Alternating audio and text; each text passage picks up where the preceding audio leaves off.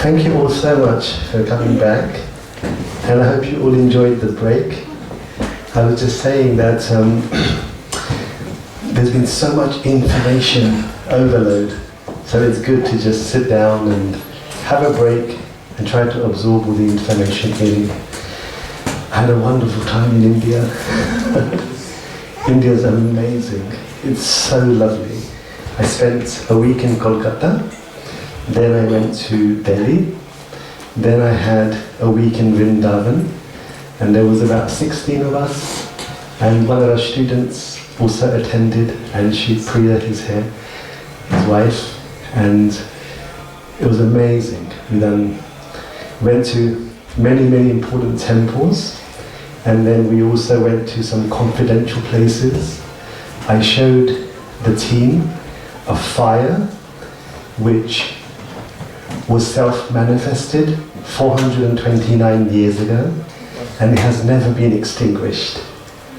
So I took the team into the inner quarters of the Sri Radharamana temple, and they witnessed this amazing fire. There's a wonderful story which I'll be saving until, I'll tell you the exact date, until Sunday the 18th of May. We'll write it down.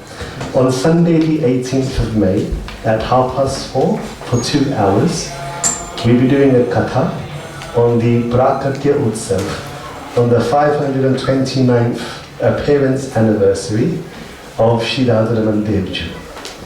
And for 2 hours, we'll be talking about how the deity appeared in this world. But this is a very important point to mention, because in our faith, not only do we have the scriptures, but Krishna comes again and again. And his most recent manifestation was as Chaitanya Mahaprabhu, as most of you know, on the 18th of February 1486 AD. And then when Mahaprabhu was departing, he told one of his most dearest and most youngest disciples, Gopal Bhatta Goswami. He was a very young boy. He was only 8 years old when he served Chaitanya Mahaprabhu. And as an 8-year-old boy, he would follow him everywhere. He would take his water pot with him. He would take his spare dhoti with him. He would cook for him. He would offer the bhoga, serve him prasad. He would make his bed. A simple 8-year-old boy called Gopal.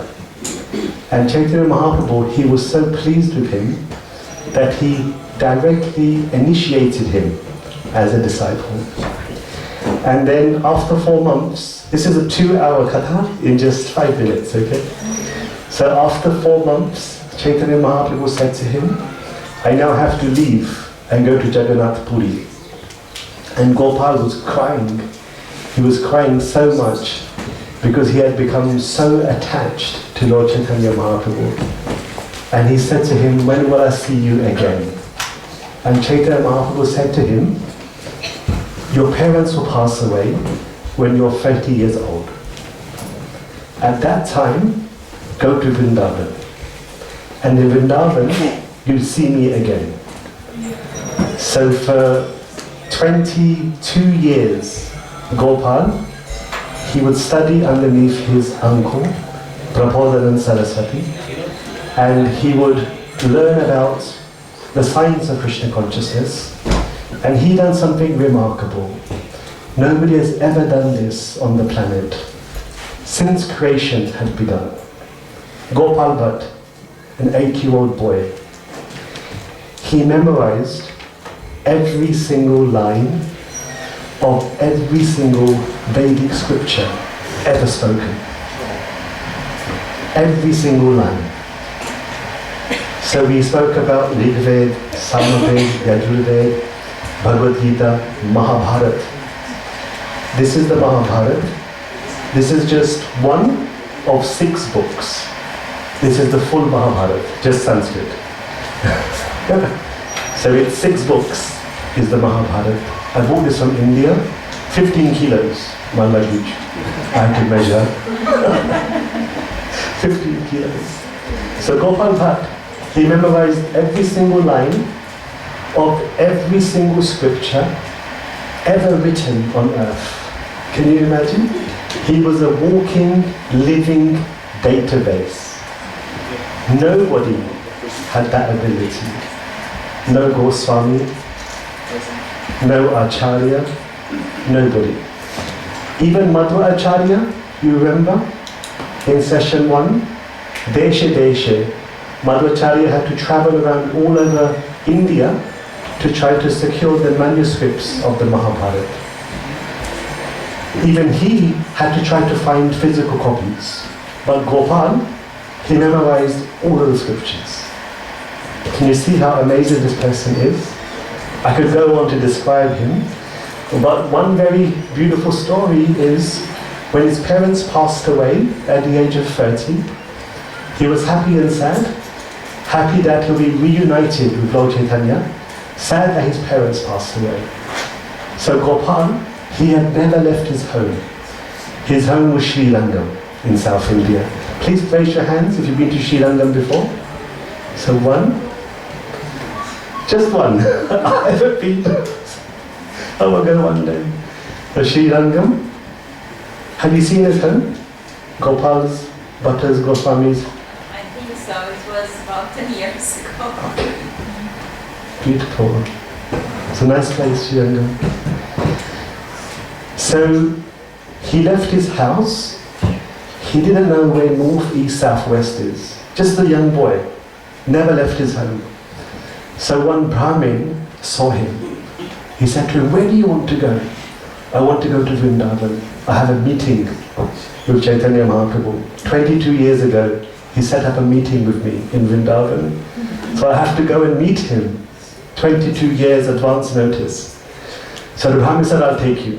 So the Brahmin saw that Gopal, he was just a very young boy, 30-year-old boy, but still very youthful, because he's never been outside of his house. So this Brahmin would cook for him, he would put him to sleep, and he would show him the direction to Vrindavan. And he walked from Sri Rangam. What is the nearest city, do you know, to Sri Rangam? Anyone know? Geography of South India? Anyone know? Should we say Bangalore? Visakhapatnam. So that's quite south. It's quite south. So Gopal had to walk from Visakhapatnam all the way towards Delhi. So this Brahmin would guide him.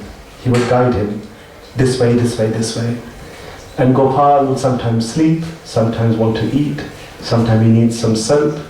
And the Brahmin would look after him just like a parent. And then one day, they came close to Vrindavan.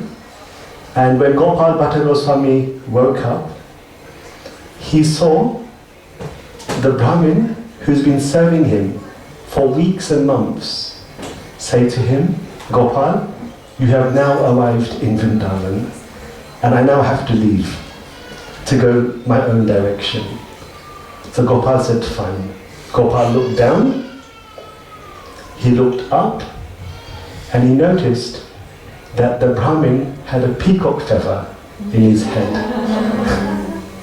And he had a bluish back because he thought he had come off.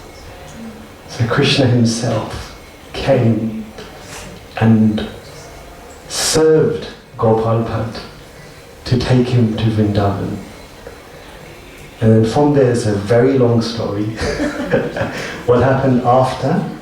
Lord Krishna personally, in the Gita, Krishna says, "Vahamyaham, Vahamyaham, I will carry to you what you lack." So if Krishna's devotee requires something, Krishna puts it on his back and he carries it to him, like a servant. So that's what he done to Gopal Bhatt. And the story is really beautiful, and I have to stop because it's the Mahabharata cause. But what happened was, very long story short, when Gopal Bhatt arrived in Vrindavan, he got the news that Chaitanya Mahaprabhu had departed from this world. So Gopal Bhatt was left wondering how will he meet Lord Chaitanya Mahaprabhu? And then he had a dream, and a huge pastime took place. But in summary, the day after the appearance of Lord Narasimhadev, Gopal Bhatta Goswami prayed, Stambhe Sabhayam Namarigam Namanusham. If from a pillar God can come out, why can't he come out from this small shila? If from a pillar he can come out, why can't he come out of this small black stone that I found in the Gandaki river in Nepal? So he fell asleep like this. Stambhe Sabhayam Namarigam Namanusham. Stambhe Sabhayam Namarigam Namanusham. This way he fell asleep. The very next day, from his wicker basket, he noticed a flash of lightning, and from this stone, in front of his very eyes, a three-dimensional deity grew on its own. And that deity's name is Shri Radharamana Devju. And after he manifested, so many things happened. One of the things that happened was the personification of Agni. He appeared. And he said to the Lord, as long as you are on earth, please allow me to serve you from all of your arti ceremonies to all of your cooking. Please only use this Agni. And that Agni is what is still lit to this day in serving him. And what I have bought for all of you is something called a Kuliya Mahaprasad. The Kuliya Mahaprasad is this deity actually speaks. So if you go to Vrindavan, this deity, it opens its mouth, it closes its mouth, it shows teeth. While I was there for the week, it would show its teeth, close its lips every day, on the same day. Not that he opens his mouth and shows his teeth for the whole day. You go in the morning, different expression. You go in the evening, different expression. This deity is a living deity because it's self-manifested. So then what happened was, it says in the scriptures, Nijaseva, that Radharamana Devju, he spoke to Gopal Bhatt, telling him what to make for me every single day. Could you please bring this back? Thank you. So he said to him, every day I would like you to make me, thank you so much, I would like you to make me certain foodstuffs. And you see, Krishna is very demanding, as all of you know in your life. Right? He's a very demanding person. So as part of his services, he said to Gopal Bhatt, every day I would like you to make me something which is called Kuliya Mahaprasad. And he said to him, I would like you to go to the Yamuna and get the mud of the Yamuna and make a pot. See, Krishna is very demanding, very specific. You make a pot, and the pot should be just this big. And in that pot, you make a very special preparation, and you cook it over this fire that has self-manifested, and you offer me 100 of these kuliyas. So it's a recipe that Krishna himself spoke, exactly how it's made, and the recipe has been cooked on a fire which is so many hundreds of years old. And what happens is, I'm telling you these things just as without all the philosophy, okay, just directly because of time. So please come for the katha if you would like to hear more on the 18th of May. Okay, so we'll start session 4. You can all just close your eyes, place your hands together, and we'll recite the Brahma of Omkar a few times, and then we'll begin. Okay, so deep breaths.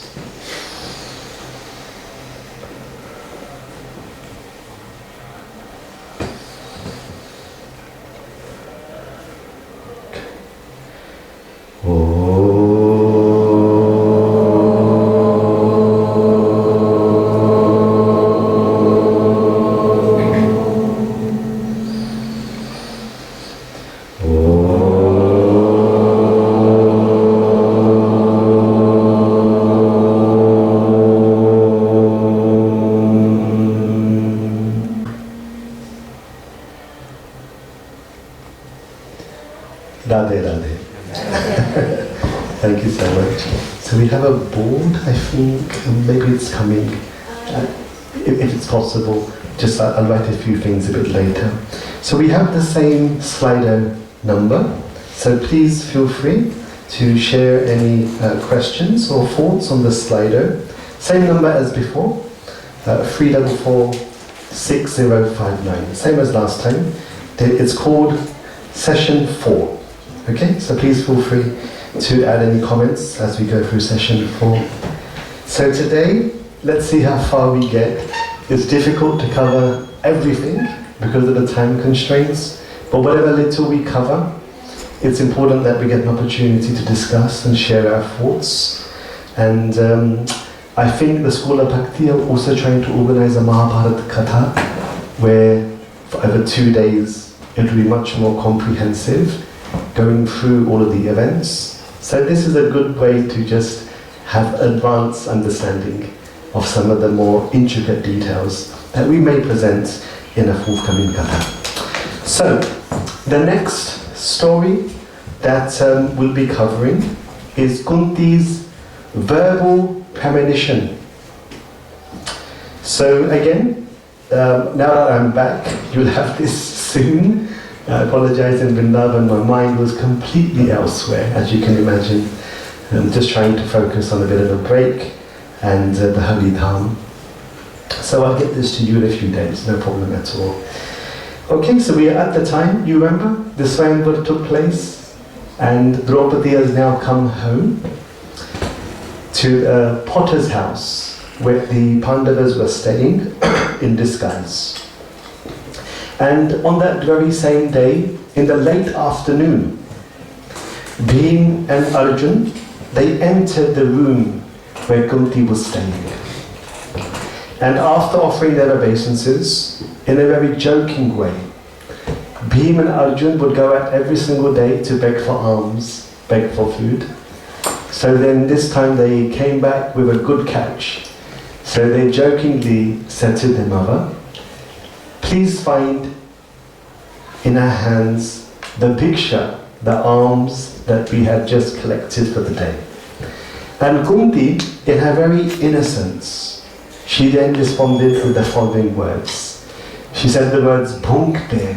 So bhunkte is like bhog.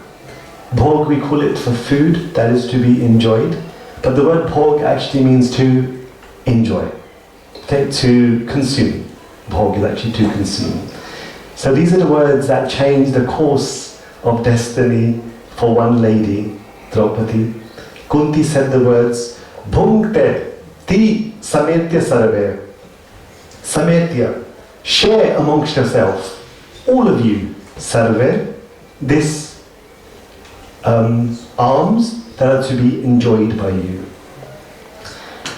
At that time, Kunti, she noticed that actually, while she had said this with her eyes elsewhere, as she turned towards Bhima and Arjun, she saw with them a celestial lady. And she was horrified. She was completely horrified. And then she said, in fact she started to cry, and she said, Kashtam maya bhashidam. How is it possible that I have said such kashta, such challenging words? Kunti was very, very clear that in her family, no one is ever to speak a lie. And these are one of the cultural points that Kunti had raised her children. And Kunti would lead that example. She never said anything which was untruthful. So she was disturbed after saying these words. And then she immediately had compassion on Draupadi, and she held her hand. Holding hands is quite common, I've noticed, in the scriptures. You see that happens a few times. So Kunti took the hands of Draupadi, and then she immediately went into the next room where her eldest son, the personification of Dharma, was seated like blazing fire. It said that when the Pandavas were seated down, it would look like 5 different blazing fires a light. And Kunti then asked Yudhishthira for a solution. Now just read. Remember, these are all verses, okay, that I've translated. There's hardly anything of my meaning. I put the Sanskrit sometimes where I thought it was quite cool to discuss. Kunti had three main concerns. She said to Yudhishthira, how is it possible that my speech may not be false? I want to make sure that my standards are maintained. What to do now? It's not possible for an untruth to be spoken by me. Number two, how do we ensure that no sin falls on Draupadi? Because if Draupadi was to marry 5 people, that would be sinful. And we're going to hear about that in detail. And her third concern, that Draupadi mustn't become sad. These are the 3 things. She just got married in the sense of being one, and Kunti's main concern was over Draupadi. 2 out of 3 points, her concern was Draupadi. Yudhishthira then asked Arjun, you want her, you marry her. And Arjun said, not possible. Impossible.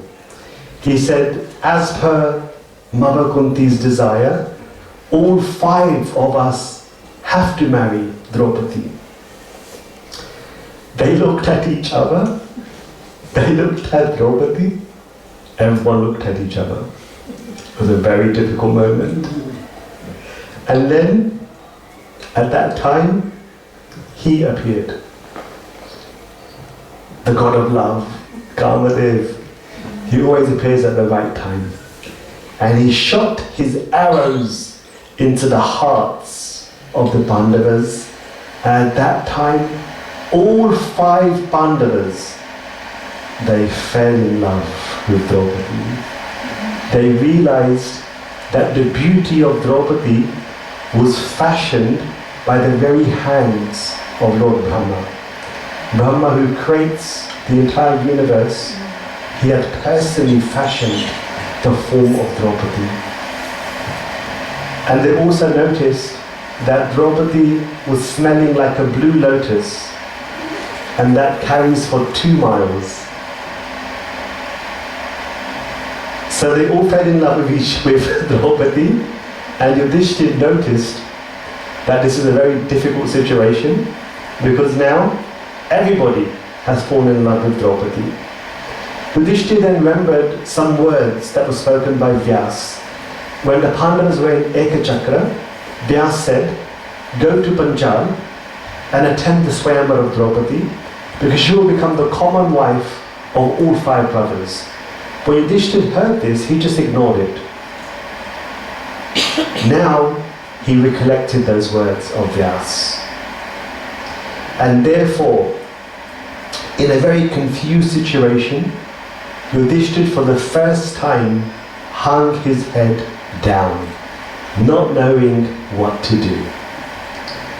It was at that point Krishna and Balaram for the very first time met the Pandavas. This was the time when Krishna and Balaram were having their first exchange with the Pandavas.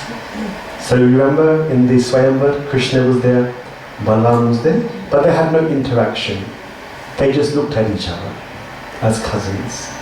But now, this was the first time Krishna will be speaking with the Pandavas. This is where he arrives on the scene. This is why in the Bhagavatam, Vyas, he describes Krishna's birth, Krishna's childhood pastimes, because in the Mahabharata, he appears at this point. You see? That's why the Bhagavatam was very important to write. Because Krishna, he's already an adult when he appears in the Mahabharata text. Hence the importance of the Srimad Bhagavatam, to understand all of his Bala Leela, his birth, how he transferred himself to Nandagal, from Nandagal to Vrindavan, etc.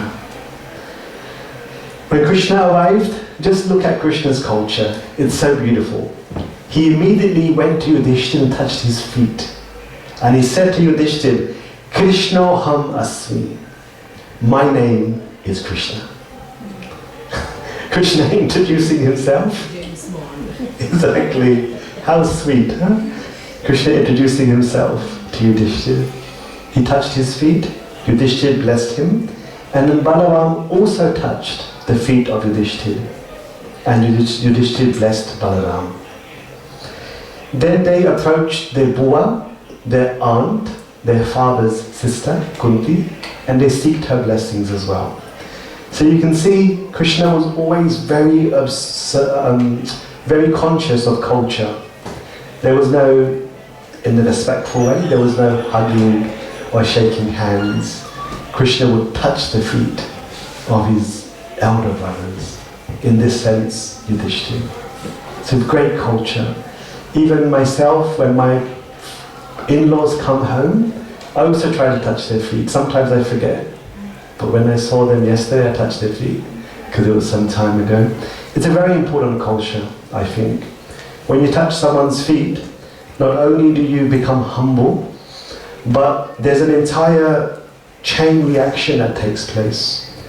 And you'll read that a bit later on in the Mahabharata. When you touch somebody's feet, your sins become less. And you take their piety. So there's a whole cultural exchange when you touch someone's feet. And touching some people's feet is very important as part of Vedic culture. Nowadays it's not so common. Children should touch their parents' feet every day. The feet of their seniors should be also touched. When people don't want their feet touched, they can bow down. But that culture is very important. And you find this is how the balance of our piety and impiety can start to be measured. Otherwise what happens is, if you ignore all of the cultural aspects, then your sinful account just keeps on increasing while you do good things. And the idea here is that as your sinful account keeps increasing, even if your piety surpasses it, sometimes you make mistakes. So they're both increasing.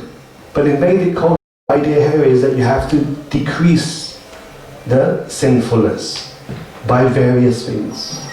One of them is touching one's feet. One of them is touching the feet of superiors. So, and that way you can have a more balanced life.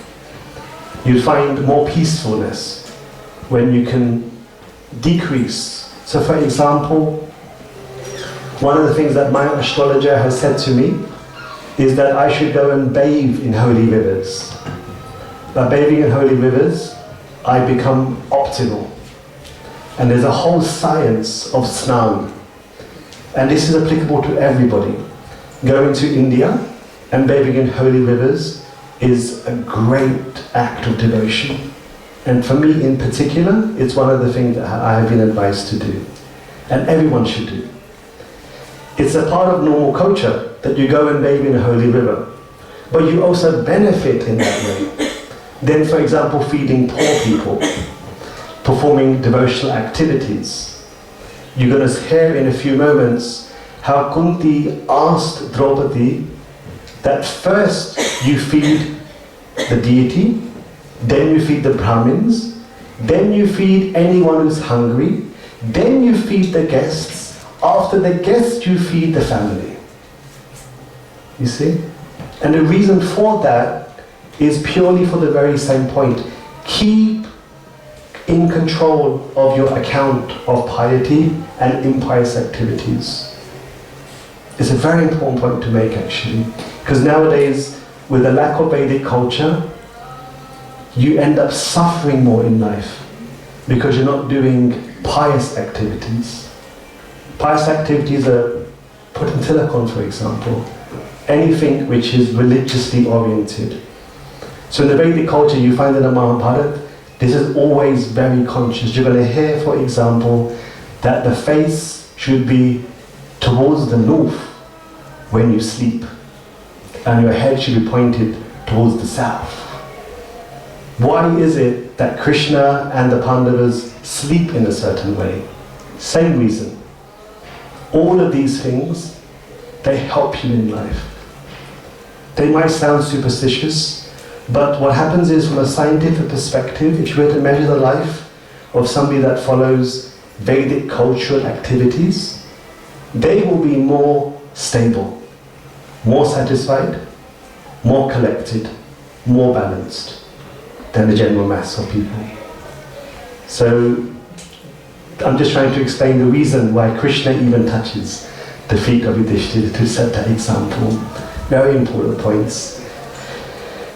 Then at that time, Yudhishthira then asked Krishna this question.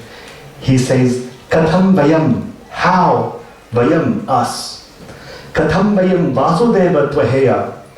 O Vasudev, how have you been able to recognize us? Guru Vasanto Vidatascha Sarave.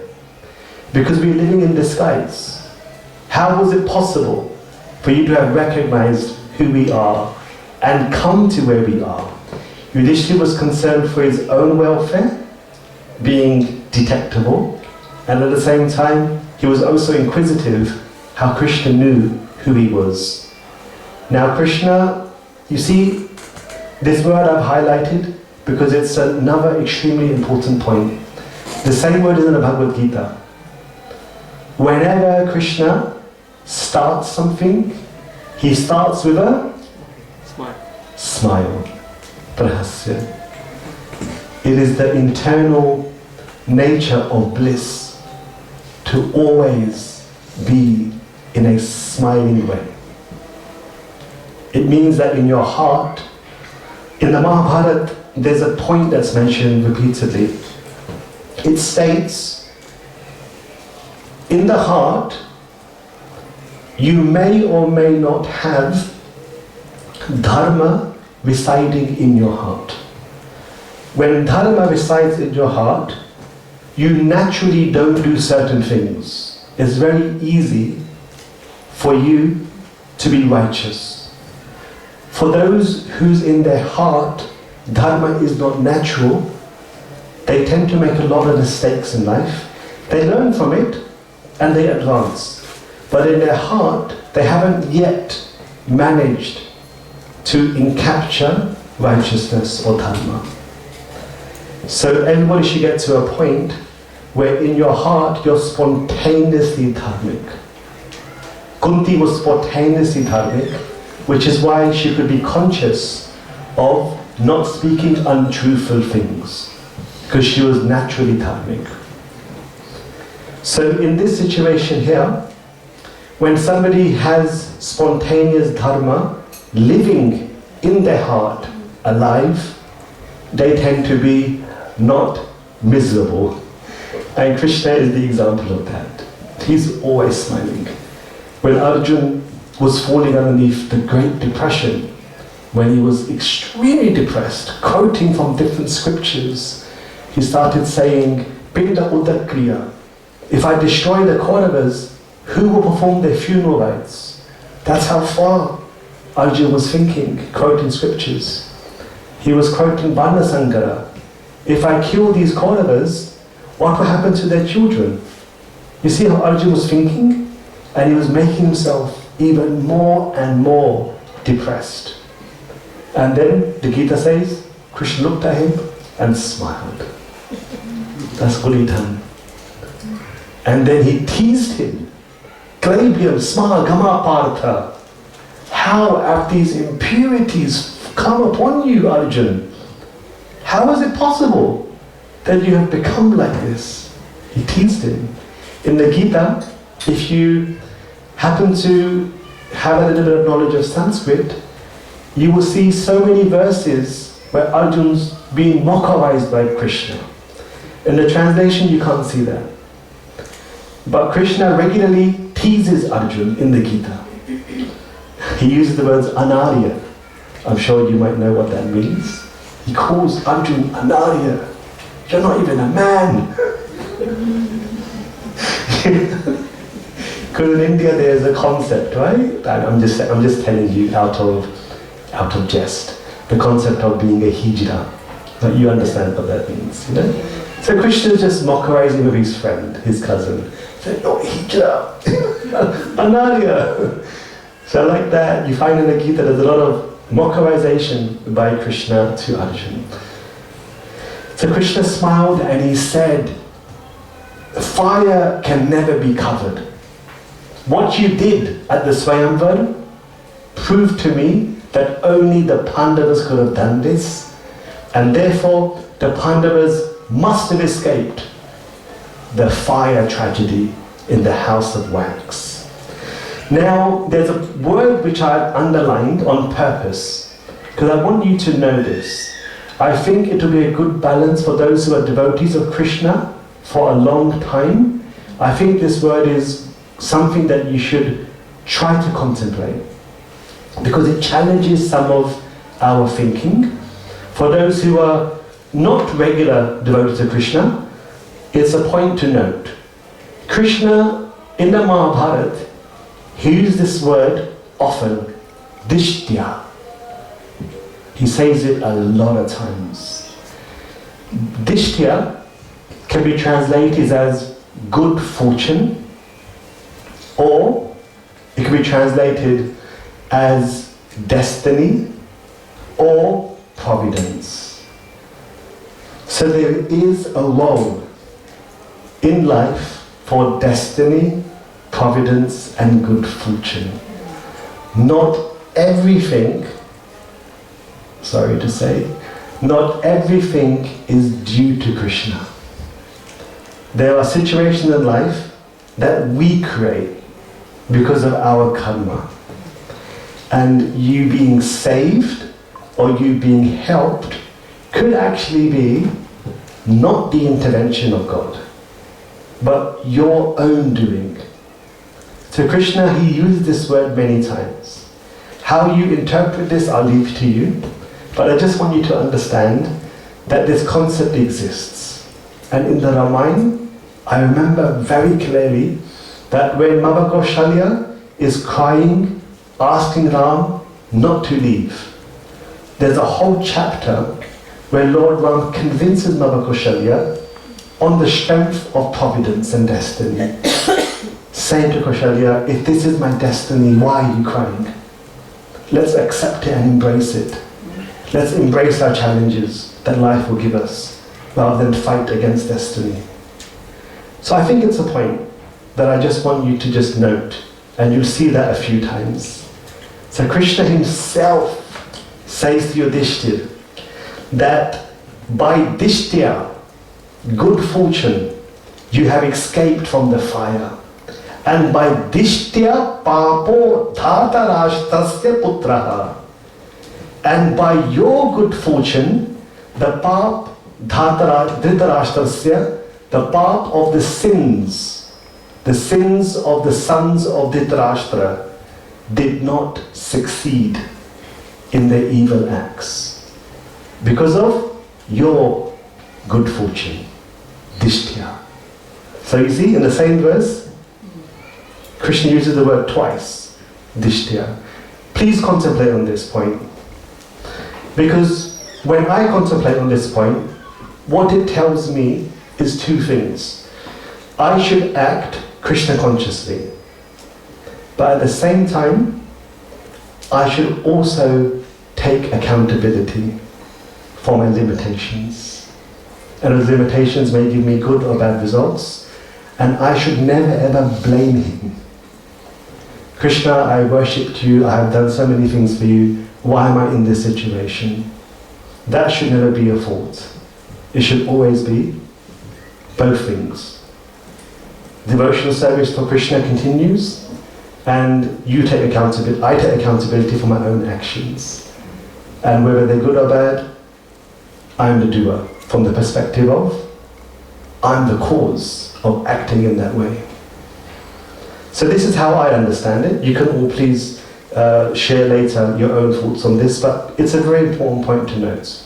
Take accountability for your own actions while progressing in spiritual life, and embrace all the challenges because of your limitations in the way you act, good or bad. And I think this point Krishna mentioned many, many times. Now Krishna at the same time, despite touching the feet of Yudhishthira, he then blesses Yudhishthira. So this also means that young people can also bless seniors. That's also another important point. In the same way like Prahlad. Prahlad was the youngest, but he was spiritually the most advanced. And you will read in the Mahabharata text that when the Pandavas had conquered the entire planet and they sat down to perform the rituals of the Rajasuya Yajna, there is a passage in the scriptures that state the yajna should begin by honoring the most senior person in the sabha.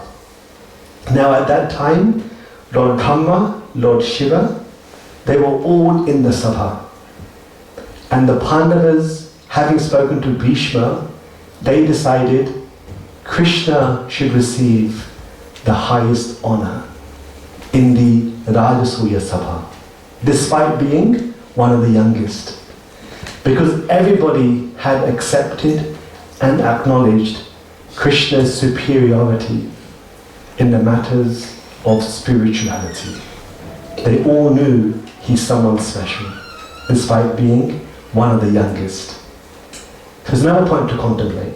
The young people should also bless and say good things to elders.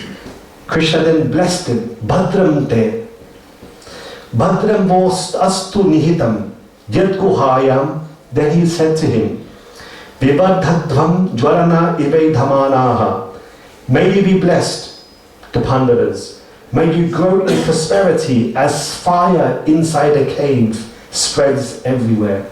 This is the first instruction that he gives to the Pandavas. The first ever time Krishna spoke to the Pandavas. He said to them, you are in a cave, Guhayam, you are hidden. Your fire of life, your fire of values needs to escape the cave and spread everywhere. This was the most deepest instruction that the Pandavas ever received from Krishna. And also his approval that the Pandavas should spread their values over the whole of society. And Krishna blessed them in this way. He then requested for Yudhishthira to permit him to leave.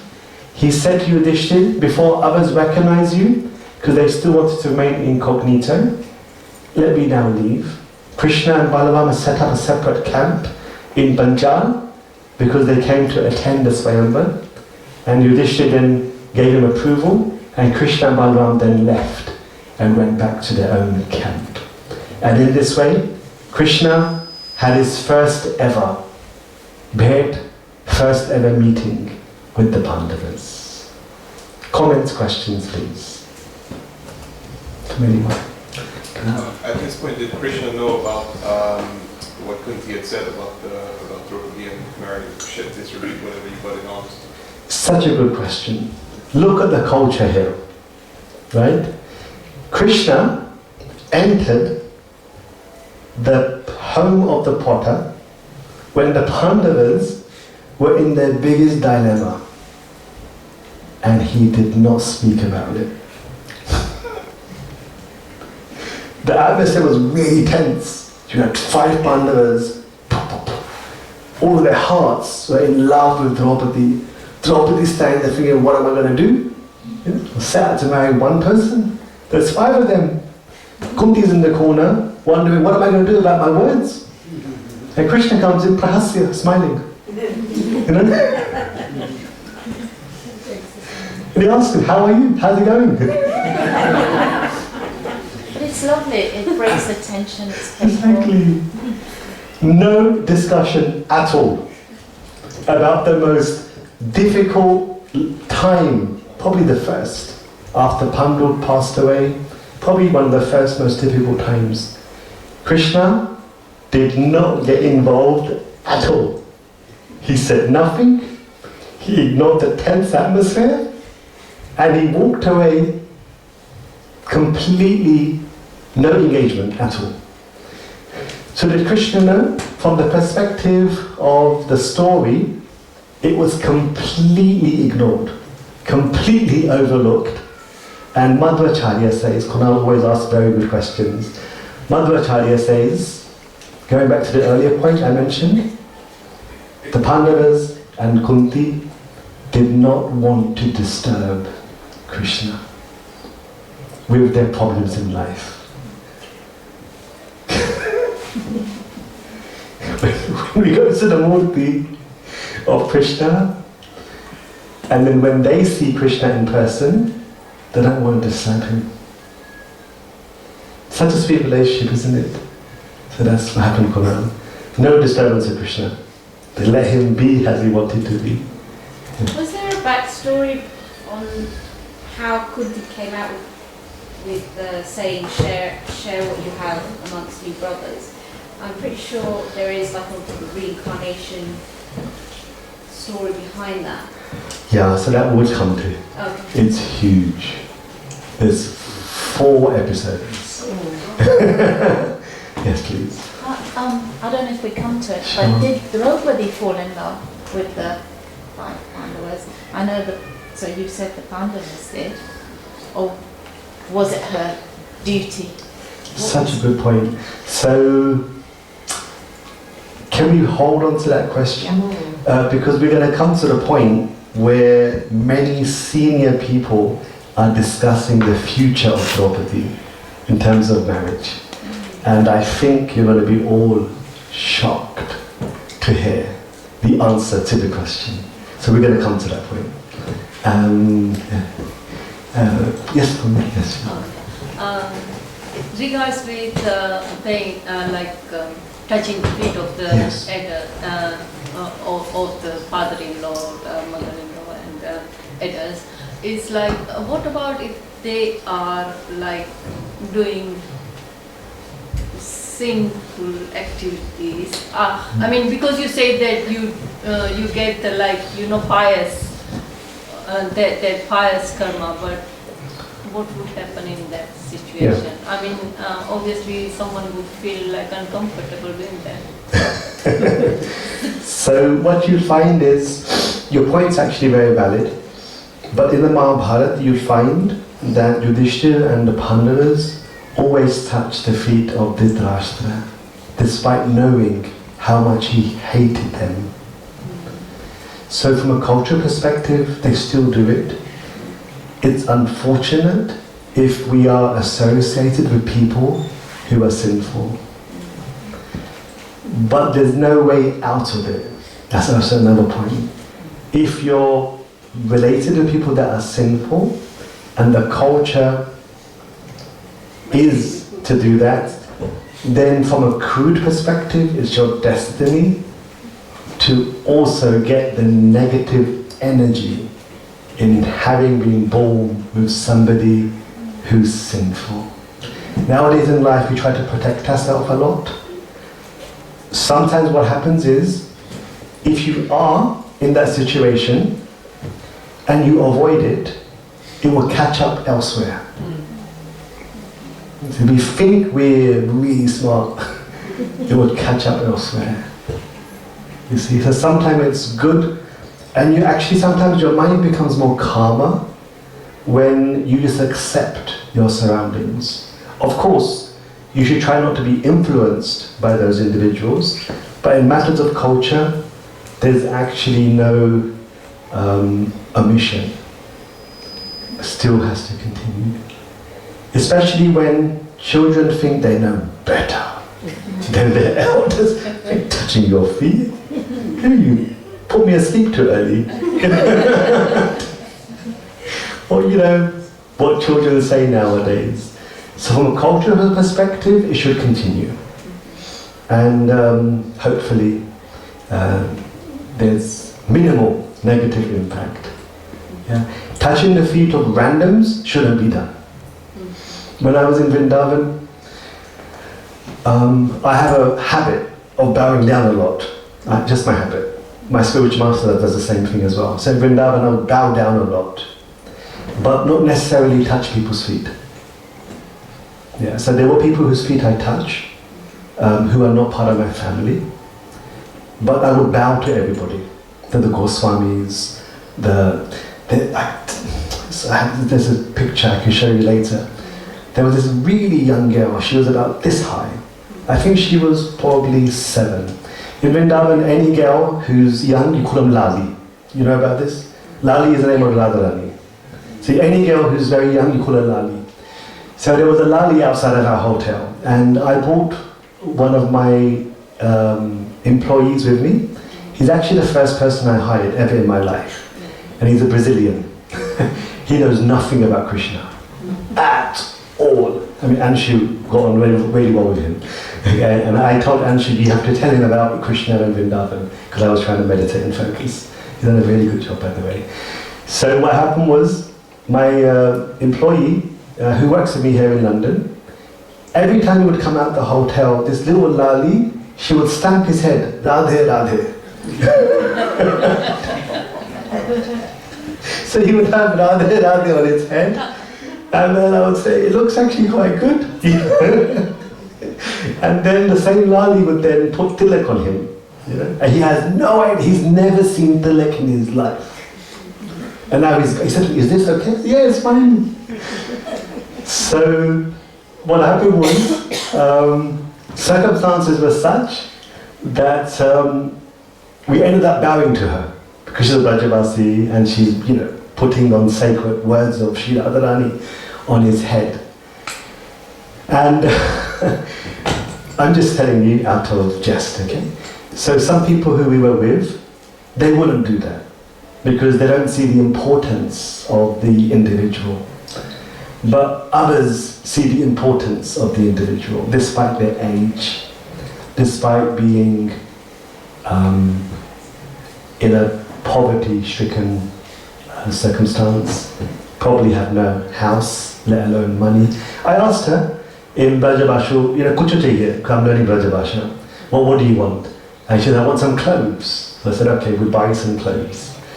So people were a bit surprised, you know, but for others, bowing to Brajavasis is a very, very good act of devotion, no matter what age they are. So, not necessarily touching people's feet, but to bow down is a common practice that one can do.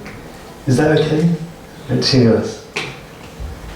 In Srimad Bhagavatam, Krishna says, Devashi Putarna Nina Putranam, Matim Rajam, Mukanam Karache. If you surrender to him, your obligations to others are enslaved, right? So in that sense, you can give respect, but you don't have to give your heart, right? Someone said that your heart should only be given once and to one person only. Krishna. Yes. There was a few hands, so you can take turns, please first. Yeah. Thank you. You raised a very interesting point regarding devotion to Krishna, and also us being able to kind of control our destiny. And you raised in previous classes regarding astrology and rituals. And it's always kind of like, you know, rewarded me as to when you're following path of devotional service, indeed you make your own destiny and you try to control your actions and reactions. But Krishna says in the Bhagavad Gita, so surrender all varieties of religion, surrender to me, and I will relinquish that. So I always conflicted in my mind, how far should I follow rituals and astrology? And if I'm doing that, then am I not then surrendering to Krishna? So I appreciate if you could just elaborate. Of course. So I'll tell you my honest opinion. My honest opinion is that people that commentate, they do so assuming that what they are doing is right. You see? So if I say one should do this, it's because I think that's what everyone should be doing. What is better is to separate yourself, share what the scripture states, you aspire to be like that, and others also aspire to be like that. In that way, you're more authentic. Does that make sense? Yeah? So what I can tell you, that this particular verse, Sarva Dharman Prityajya, Mam Ekam Sharanam Braja. I would have written it down, but it's okay. When Krishna says Sarva Dharman Prityajya, we can all translate easily. Sarva means sab, all, right?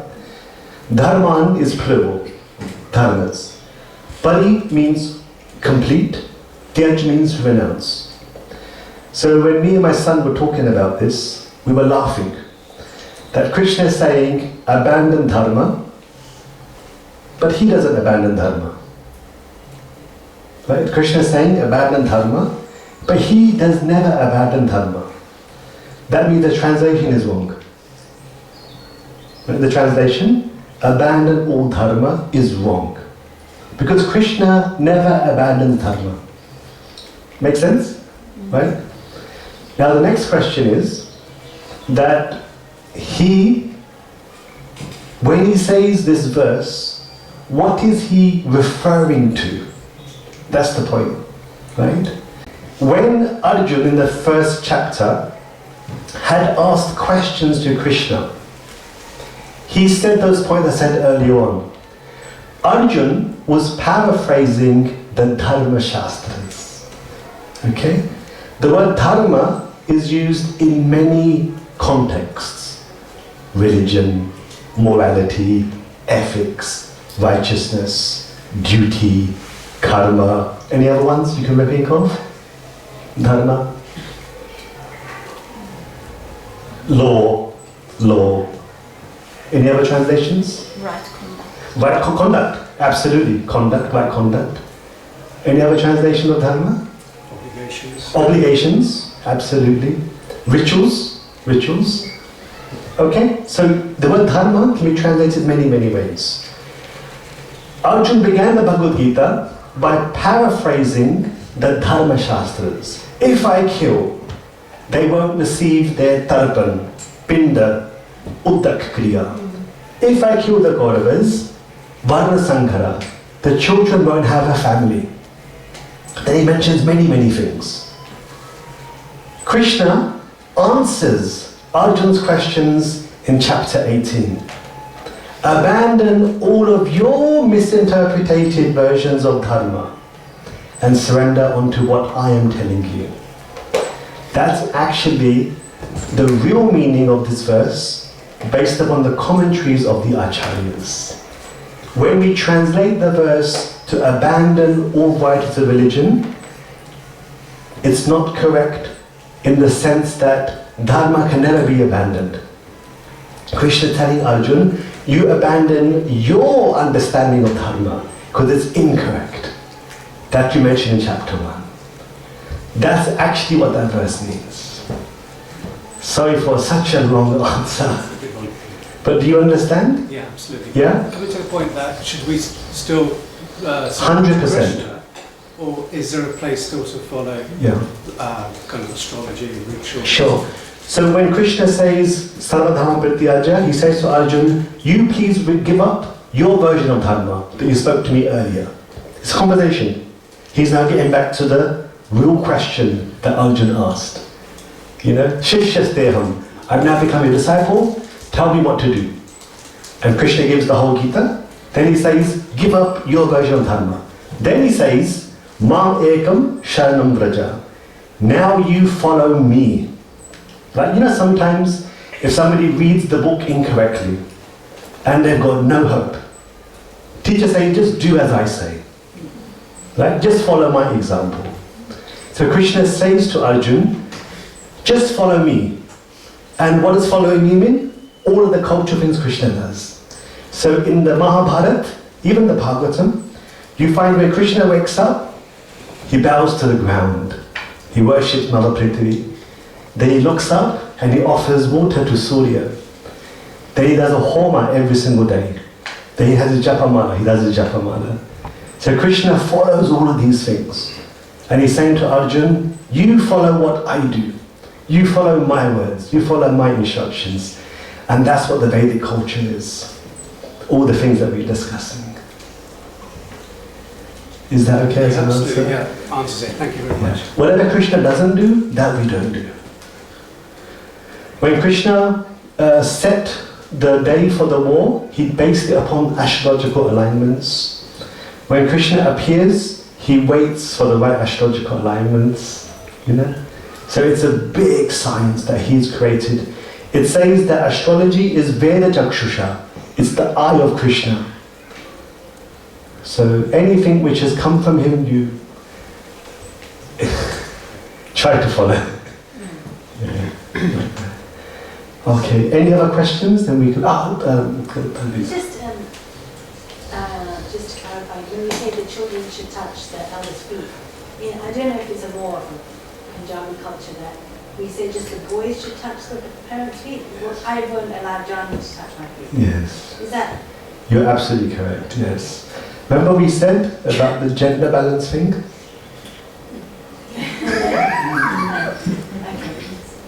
That's why.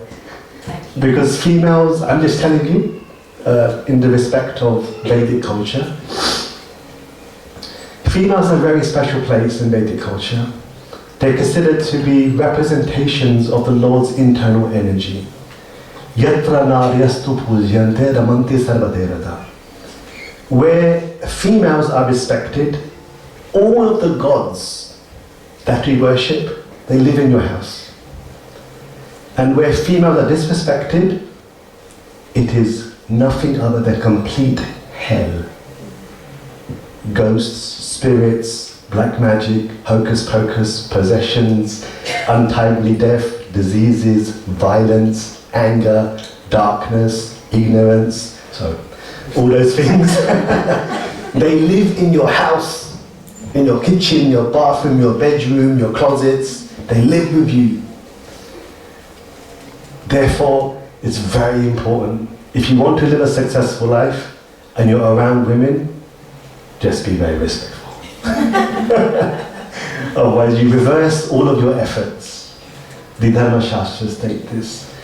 So yes, females, because of the superiority, they don't go down to seek blessings from that perspective. Yeah, they while standing. So I will touch my in-laws' feet, but I won't let Johnny touch my feet. Yes, Is that exactly. Because of the marriage. Okay. Absolutely. Kanyas are even more superior. Amongst all females, Kanyas are the highest, which is why in some cultures they're honored in Navaratri as Durga. We do that. Right? Yes, exactly. Because they're considered to be the most purest form of the internal energy of God. Yeah. I think it's an amazing culture. Correct balance. Okay, any final questions? Prabhuji, boliye. Lakshmi Devi, she massaged the feet of Vishnu. That's why she's called Lakshmi Devi. मेरा तो नहीं होता है. Yes, Prabhuji. Please explain to everybody. No. Hey, आप ही बोलो. Please. I heard actually that's why the Lakshmi Devi, she gets the kripa.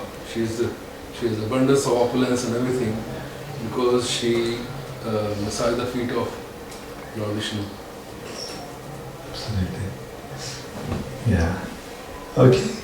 Thank you. Thank you so much. Okay. The anxiety of the poor father. Drupad's anxiety. This isn't too long, then we'll have a break after this, okay? So now we're going to be discussing the anxiety of the father. He was completely bewildered. He had no idea. Who are these men? Who was that guy that shot the lakshya, that shot the form of the fish? Who was the big guy who uprooted the tree? He was in great anxiety. So he asked his son, Drishtadhyumna, go and find out, but be careful. Otherwise it'll look really bad if you're spying. So be really careful. So that very same day, Drishtadhyumna, he spied on the Pandavas. He saw in the afternoon, Bhima and Arjun return with arms, and he saw Kunti instructing Draupadi very nicely, saying the following words. First, offer the alms to God, then to the Brahmins, then to those who are hungry, then to any guests we have in the potter's home. Then after that, you split it into two. The first half you give to Bhim. The second half divide into 6. For the remaining 4 brothers, you and me. This is how they would eat their food every day. So Bhim would have a lot more food. So Drishadumna was quite happy seeing how Kunti was dealing with Draupadi immediately in a very loving way. In the evening, Drishadumna saw the Pandavas lay down in the way that I explained, their face pointed towards the north. Kunti lied down along the heads of her sons, and Draupadi lied down along the feet of the 5 Pandavas. And while they were lying down, Drishadumna noticed that the Pandavas started to talk about divine weapons, chariots, swords, elephants, battle axes. So Drishadumna felt these boys must be of royal blood, because they're talking about warfare. They must be from the military family. So he went to sleep, and the next morning he rushed off to his father to give him this very good news. Drupad was in so much anxiety. He said to Drishadumna, "Don't touch my feet, don't hug me. Just tell me, where is Krishna? Where is Draupadi? Who were those men? Were they from inferior birth or superior birth?" The love of Drupad, and I'm sorry to say this, is the complete opposite in the way that Star Plus showed. It was quite bad actually. The complete opposite. Right? On TV they showed how Drupad hated Draupadi, right, for being a female. The Mahabharata is the complete opposite. He really loved his daughter. So don't believe what they show you on TV. It's quite disturbing actually, wasn't it? He started shouting and screaming at his wife, at his daughter. Not like that at all. He had a very soft heart towards Draupadi.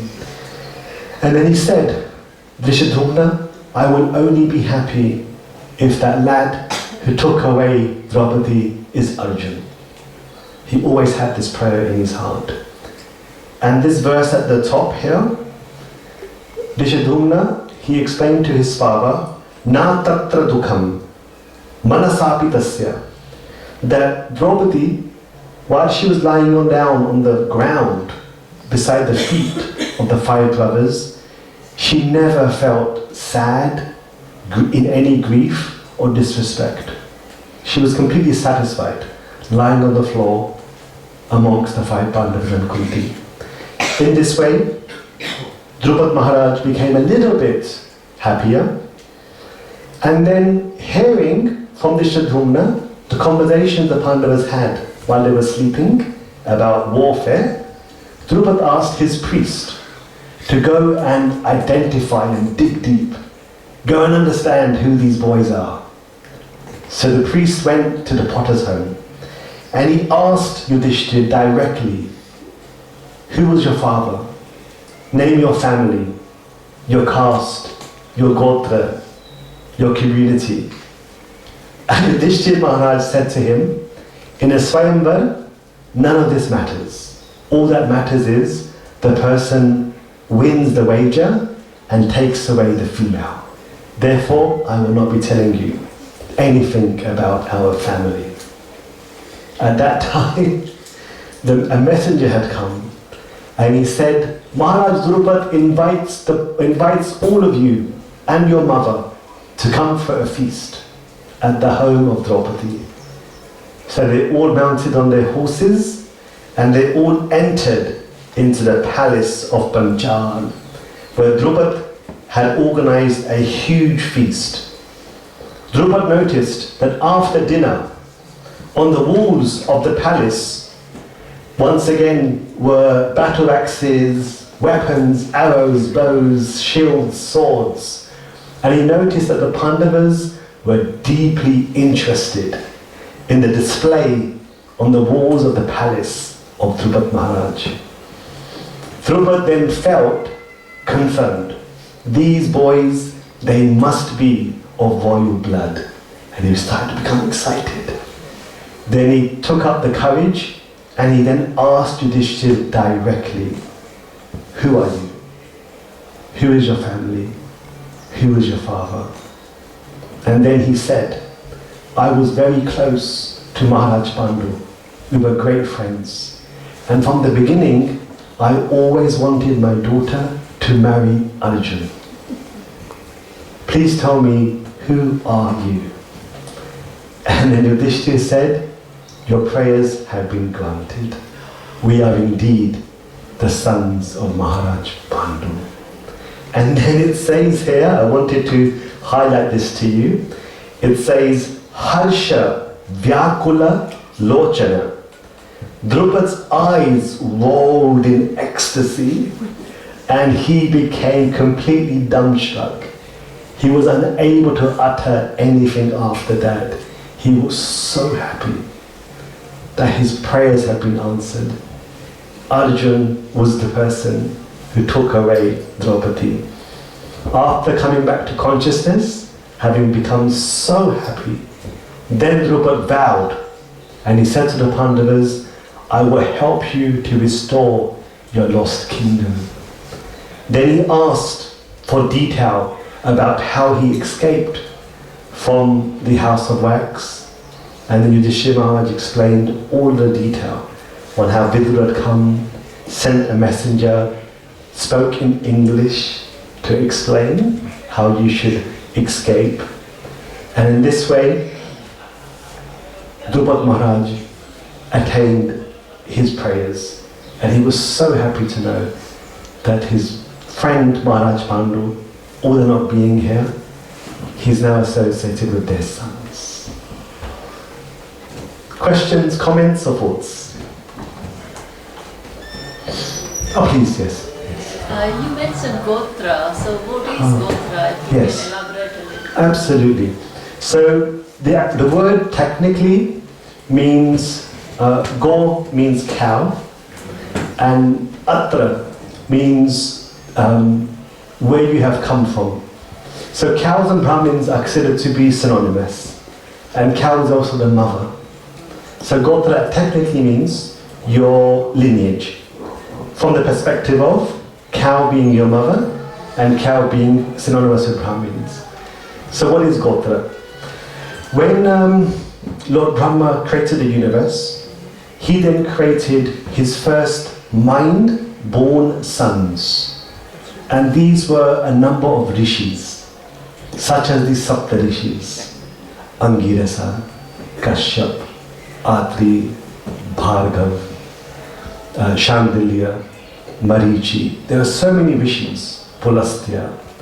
And then he asked the rishis to populate earth with progeny.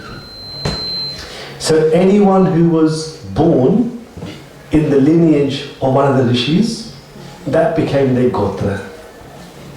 So anyone born from the lineage of Kashyap became Kashyap Gotra. Lineage of Pulastya, Pulastya Gotra, Bhargav Gotra, etc. Okay? So then what happened was, in the scripture it says, Sagotra Nivaha.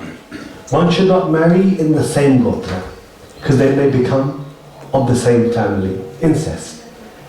So in Hindu families and Vedic families, one checks to see that the Gotra isn't the same. That then means that the communities become wider and bigger, and also there's respect for not marrying in the same community, in the same family. So this practice is still common now. Because this started at the beginning of creation, there are many sub-gotras now.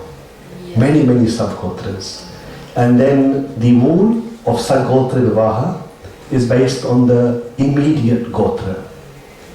And in this way, then one avoids marrying in that particular Gotra. Like that. Does that answer your question? Yes. Clarify, you're talking only to the lali in Vrindavan. Is it okay to give them Lakshmi? 100%. Very important. You don't have to give them clothes or any item. You can give Lakshmi as well. So I can tell you what I do. I give both. Okay. I give food, I give money, I give clothes. Whatever is in one's capacity to do so. Sometimes It's there's quite safe to give them Sometimes no FX, they don't take any cards. No tapping in, So then you can buy them something. Yeah. My humble request is, in place, all people who are hungry and, in a situation, they should be helped. But my personal view is, in addition, those who are living in the town, we should always help. Absolutely. Whenever you see these people in Vrindavan, to me, they remind me of the Lord. They have the most exotic eyes and the most blissful smile, and they've got the most superior births that we could ever imagine. And to help them, I think it pleases Krishna a lot. That this is my personal view. I'm in a situation where I can help. Previously, I was in a situation where I couldn't help. So you may be in your own situations. But for me, I also get others to also help as well. But best to do so directly yourself, because you never know where things could go. So yeah, always do to yourself, yeah. Yes. And in the Vedic culture, there's a big system of adoptions as well. It's a great virtue. Adopting children is such a big virtue. I don't know if people know about this. Anyone know about this? No. Adopting children? Yeah? Would you like to say something on this? I just know that we, in the group, when I was teaching in the group, we adopted a child from the group in Vrindavan.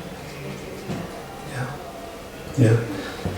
In India, there are many families that adopt children, and the amount of religious merit one gets by adopting children, it's like millions and millions of ceremonies and visiting places of pilgrimage. Nowadays people don't talk about this, but I like going back to the olden days, because I think old is gold. Okay, so adopting is amazing. We also are planning to adopt as well in the future. We have some connections in Vrindavan where we would like to sponsor some females for their education and upbringing, etc. There was a time where that wasn't possible. In the future it will be possible. So we are also planning that. I've already made some commitments to do that. And I'm sure some of you are also doing that. But I just want to promote the idea that there should be more awareness of the virtues of adoptions. And in the Mahabharata, there are so many examples. Kunti herself was adopted by her chacha, by her tauji, Kunti Bhoj. So adoption is a big practice, very important practice. Yeah, Prabhuji. Yeah, if you don't officially sign that you adopted children, but if you help them from everything, from the scrap, from everything, is that means or is that including? Same. That's what I'll also be. I'll be doing the same. I don't like signing too much. Never know where it ends up. Yes, absolutely. Anything you have. Sometimes, my wife was talking to me earlier, sometimes if you're going to go through a future change, where you're going to have a lot of expenses, there's a way to get rid of that. Where you're going to have a loss of money because of your expenses that become so high. And we're discussing from an astrological perspective, you should give charity. Give charity and you nullify your loss, your increase of expenses. So there's a way that you can manage your destiny in a positive way. If you know you're going to lose a lot of money, just go and give it away to a good cause, to charity. And you will actually have the opposite impact, because you're now positively giving it away, and you'll have an increase where there should have been a loss of income and decreases. I think this is a super culture. It's so smart, it's so logical. So if you think you're losing a bit of money, go and give some charity away. It'll probably stop. Okay, any other comments or questions? Okay. So you have to be very attentive, because Draupadi's story it's very, very complicated, okay? It's very complicated, and I have tried to make it simple, but it's still complicated. Thank you for the questions during the break time as well. There were so many good questions that I wanted to paraphrase just very quickly. One of the questions were that if we accept some of the inconveniences in life, then do they carry over to the next life? It's such a good question. So the answers are very long, but I'll try to say, in my life everything's very long. Can you imagine my work meetings? Can you imagine? I think it's only meant to do now as long. You want to speak to my, I'll keep saying this, but Anshu came to the, Anshu, you saw Anshu, he was sitting here. He came and he was asking my colleagues, what's he like as a boss? He was asking. They said he's very demanding. So, in the scriptures, it says that the soul falls from the spiritual world into the material world because of a lack of knowledge. One of the reasons, lack of knowledge.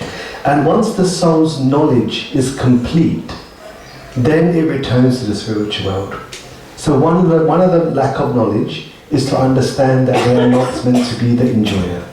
Right? They think, actually, he's dancing and eating away, I could be just like him, Then to understand this is not your reality, we then go through samsara, birth, death, old age and disease. So in this life, when you go through inconveniences, you've added to your knowledge database. Once you've added to your knowledge database, you don't go through that in your next life, because now you've learned the lesson. So if, for example, in my life, I meant to learn, just an example, 1 million lessons. If in my material existence, I only have to learn 1 million lessons, then I'll be eligible to return back to the spiritual world. So this is actually quantifiable. So once you've learned the lesson, you don't go through that again. That is why some people, they're born in a really rich family, like so rich, like billionaire family, never have to work. All they do is enjoy, never have any problems in life.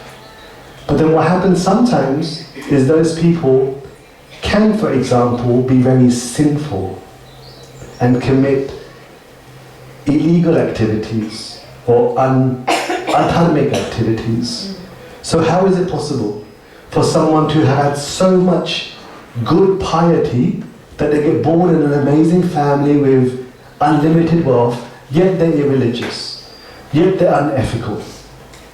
This is because in their quiver, remember their quiver, the example that I drew on the board? In their quiver, they have the seeds of unrighteousness.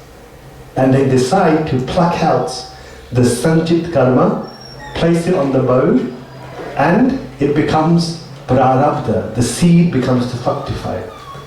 Once the seed fructifies, as a multi-billionaire child, it's the quickest way to hell. The quickest way to lose everything is to be in a privileged position and take advantage of it negatively. Then you lose everything in your life. So I've given an example of both. How you gain from current challenges so that you've added to your database of knowledge, and next life you will not go through that challenge. Alternatively, you have received opulences, you commit sinful activities, and you have to start all the beginning again. Okay, is that okay as your answer? Okay, so shall we continue? Right. Now the marriage debates. I'm sure some of you had a similar situation in your lives. I had mine. In my life, most things are like Bollywood things, My marriage has similar things. So nobody also had a marriage debate, and now we're going to attempt to go through this. Okay, so here we go. After a few days, of hearing from Yudhishthir that these boys are the sons of Maharaj Pandu, he then said to Yudhishthir, today is an auspicious day. Today we will perform the marriage of Arjun to Draupadi. And Yudhishthir said, of course, but mamapi dhara sambandha. And me too. I'm also going to marry today. And then Drupad said, sure. In fact, any of you can marry Draupadi, no problem. If not Arjun, sure you can marry. If not you, Nakul, Bhim, Sahadev, no problem. I don't mind. As long as any of you marry Draupadi, I have no problem. Then Yudhishthir said, all 5 of us.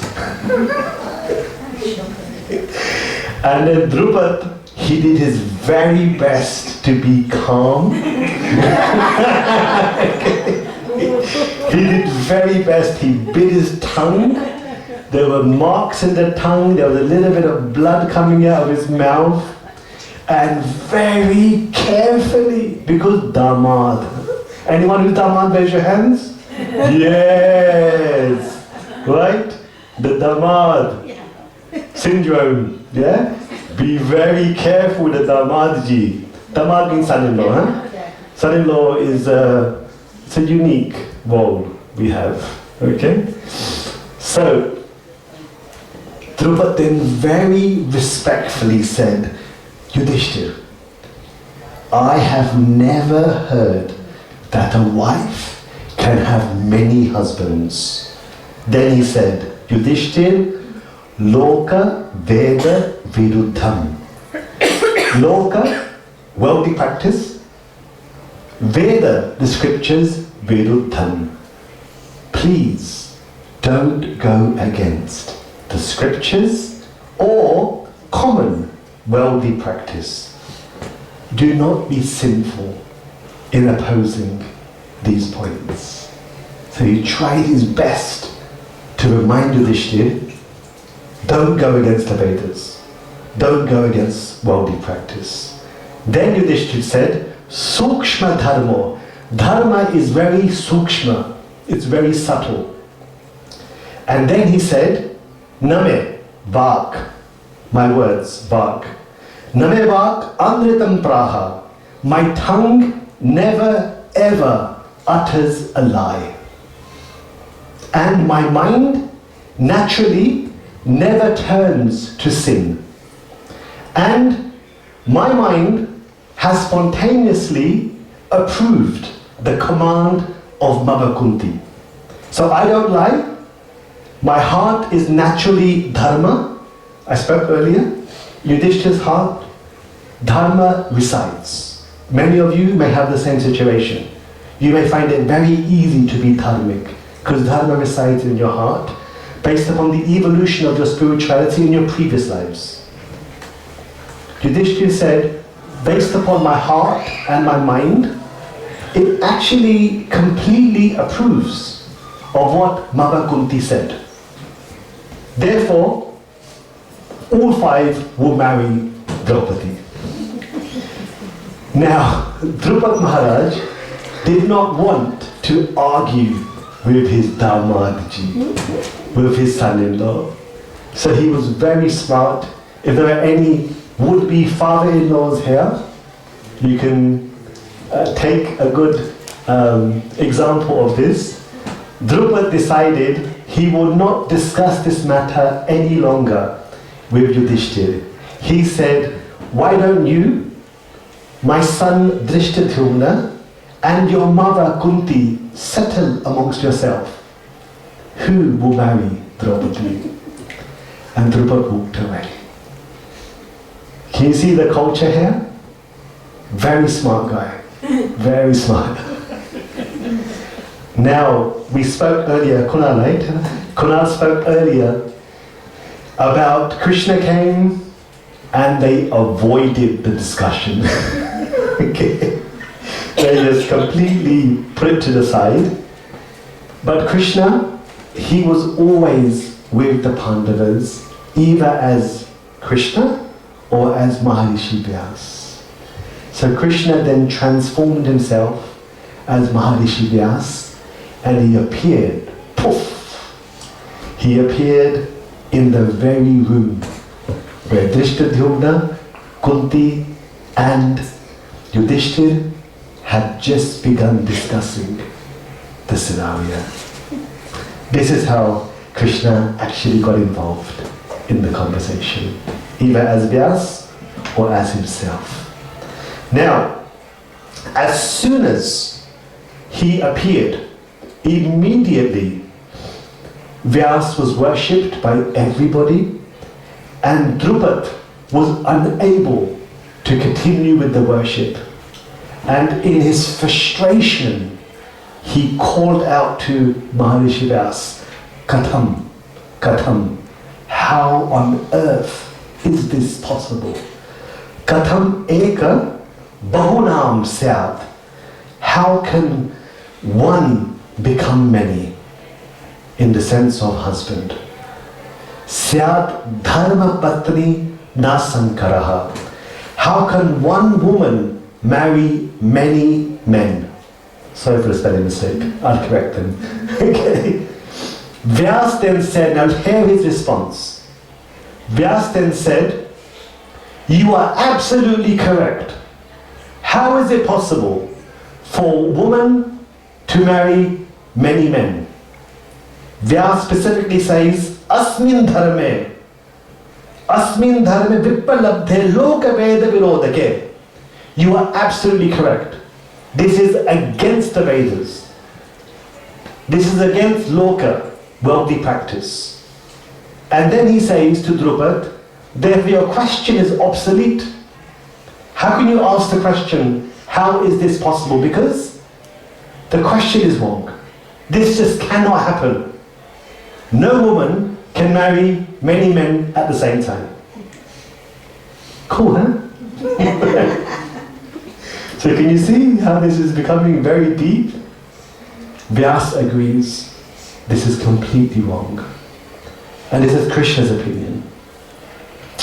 Now, in a situation, this is a teaching which I have gained from this scenario.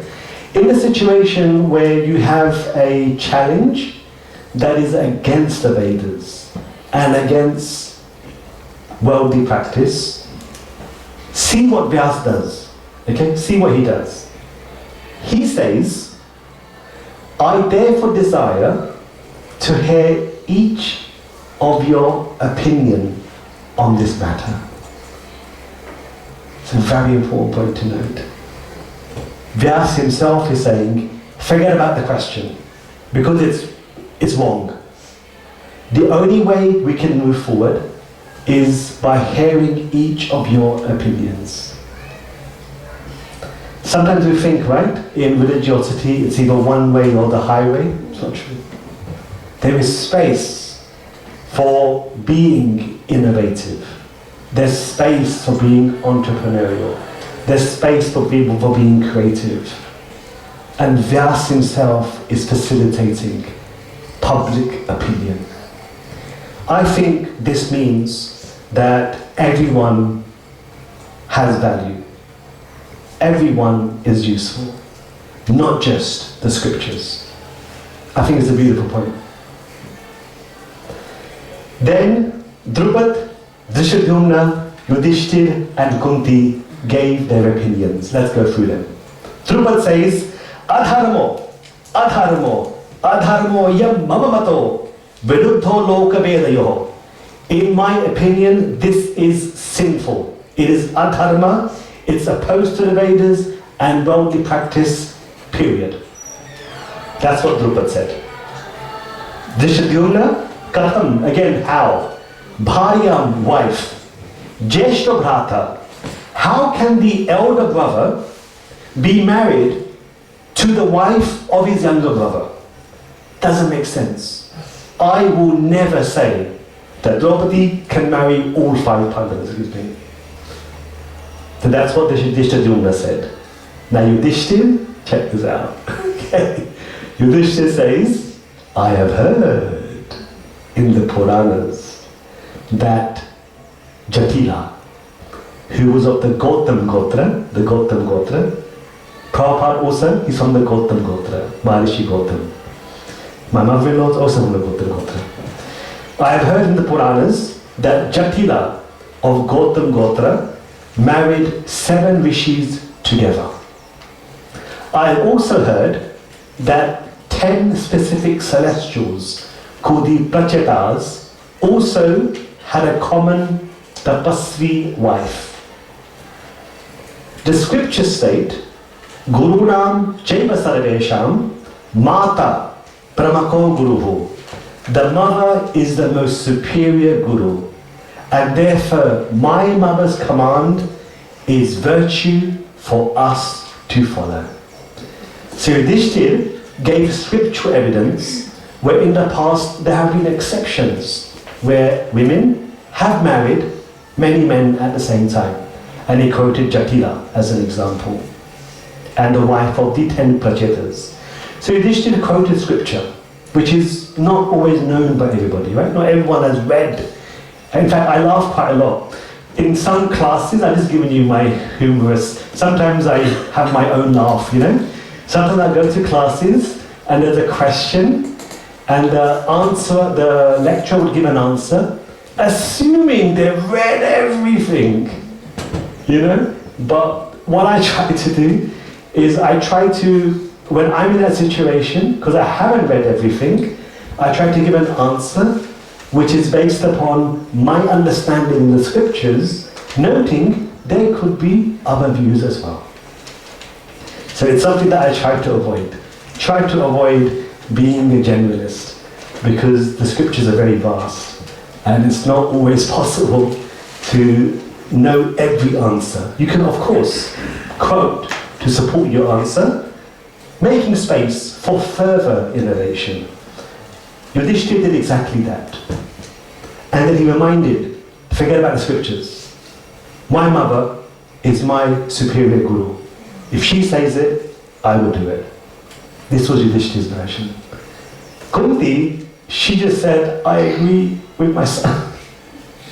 I'm just really fearful that my words will become untruthful. And she asked Maharishi Vyas, please save me from this calamity. Questions, comments, views, anything from anybody? Please, Floji. I heard you were going to explain about 500 being the Indras. Yes. Is that exactly? Right now. Any other points from anybody? Floji, please. So, there were 2 things that you said that I just wanted to be sure about. One was you said that Prabhupada was very clever because he didn't want to discuss this with his son-in-law. And it sort of leads me to my second point as well. Yudhishthir, you said he had dharma in his heart. It almost sounds arrogant when you put it like that. I have dharma in my heart, therefore I am not wrong. Therefore you have to accept what I say. To me that sounds almost, I am right and you are wrong. So if a son-in-law is telling his father that sounds very presumptuous to me. Would you elaborate?